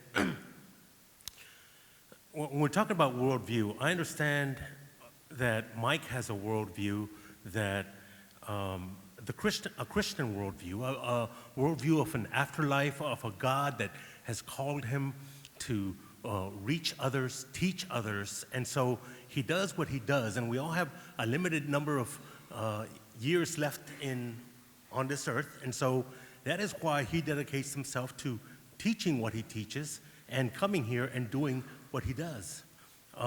Matt, you say you've been liberated, and after spending 25 years of your life in what I hear you say is you now consider to be a delusion, and yet you're sitting here surrounded by Christians and dedicating your life to teaching and debating. If you have found the answer, what are you doing continuing to spend the rest of the time that you have with this, or are you still seeking? Thank you. So, if I could reword it, may I reword the question? there's a really rude way to reword that. I don't think you meant, why don't you atheists just shut up? But it's along the same lines. Why do I bother? Because first of all, I care what kind of world I live in. I care about the truth. If somebody has the truth, if I'm in fact wrong, I'd certainly like to find that out. But if people believe for the same bad reasons that I did, why wouldn't I want to let them know about this? What you believe informs the actions you are going to take. And those actions have consequences, not only for you, but for everybody else around you. I have to share space with people I disagree with, and I ask them to justify their position. I don't find it compelling. I explain why I don't find it compelling. And there are plenty of people who are agreeing with me and are glad that I've done it and have helped. There was a 12-year-old girl who came up at one debate to say that, she'd explored a bunch of stuff and blah, blah, blah, and now she doesn't believe anymore. I'm not trying to take people's hope or faith away. I'm trying to have a discussion to find out what's actually real, what's actually true, and to have good reasons for it. If the idea is, okay, you used to believe this, now you think it's false, don't ever address it again. I agree with some things that were said about If in fact this is true, it's the most important message. If Christianity is true, it's the most important message. You would be a terrible person to not want to share that. Similarly, if you see that the overwhelming majority of the population are accepting something that you don't find to be true, and in many cases potentially harmful, I'm not saying that there's plenty of great, I love you guys love me, awesome. But if truth matters, what kind of person would I be if I said, I found it, but let the little people keep their beliefs, and then I would be an awful human being. And I care about what kind of world we live in. And the truth is, what we believe, each of us, what I believe and what you believe, and what everybody here believes, affects the world we live in. And that's why I think it's important. Dr. Lacona, any comment on that? Well, I think I believe Matt on this. I have no reason to distrust him on it. So I believe that's his reason.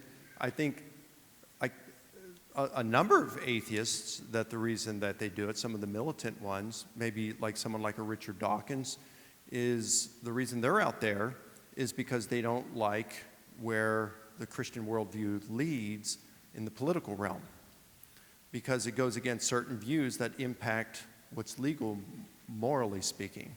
And I think that causes a lot of the iconoclastic efforts out there to destroy the faith and the influence that Christianity has within a culture, because we do have influence. As was shown in the recent election, we have influence, and it determines the way a culture, a society, our country goes. And so I think that's why. In some cases, I'm not saying that's Matt's, but I think that is the I'm case. partially in that camp, of course, because if we disagree on something. So I'm just trying to get to the root of where we disagree and why. Okay. I will say this in closing. If the resurrection is absolutely, verifiably provable, there would be absolutely no need for faith. I think we could all agree with that, right? And if Actually, no. No? Okay, No. yeah, no, that's great. Well, great. because we would still need faith. We could say Jesus rose from the dead. That wouldn't necessarily verify that God did it. Or even if it did verify that God did it, as Joshua and his colleague this morning were saying in that session, God could be a deceiver and saying he's going to save us, but then he deceives us and doesn't. So it still takes faith. Right. Well, and also faith, you could actually, like the demons, believe and shudder, so they don't necessarily have faith in Christ or faith in him for salvation. But if the resurrection by God were verifiable, in other words, we knew God exists verifiably, we knew he resurrected his son verifiably, there would be no need for, no necessity of faith. And the Bible does claim that faith is necessary for Christianity. Therefore, in my understanding, for Christianity to be Christianity, its very claim, the root of what it is, then there has to be a reliance upon the faith of that which is not verifiable. And so we're not trying to claim, at least from my understanding in our conversation, we're not trying to claim something beyond what Christianity claims for itself, and that is it relies upon faith. That's what pleases God, ultimately. And not to start a whole other debate in the last 10 seconds, but I don't know why anybody thinks that faith is a good thing, because you can justify any position and claim that it's based on faith. White people are better than black people. It's a faith-based position. I'm not equating all usages of faith. What I'm saying is, what is the justification, apart from the Bible says so, that faith, in the absence of the confirming evidence that would make it unnecessary, is in fact a good thing? Whatever worldview we have faith in that worldview, because no worldview is absolutely verified. And see, this is, I'm opposed to the idea of absolute, I don't see how you can get to absolute certainty at all, but this is an equivocation, because I have trust I'm in with you What's that? I'm with you. We don't Yeah. get absolute certainty for anything. But if we wait for absolute certainty for anything, we're not going anywhere. We're never going to leave the house. Right, but when I talk about faith, I don't mean belief in the face of a lack of certainty. I'm distinguishing between proportioning your confidence, as Hume would say, to the evidence, and belief in the absence of sufficient evidence to justify it. Except if I walked out after having been beheaded, you're still not willing to say, supernatural, God exists. Well, when it happens, call me, and we'll figure it out. Let's give a hand to our participants one more time.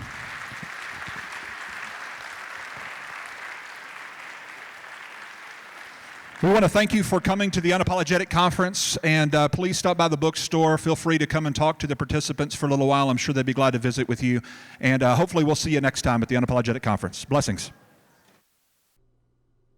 This video is made possible by supporters of the Atheist Debates Patreon project. You can find more information and add your support at patreon.com/atheistdebates.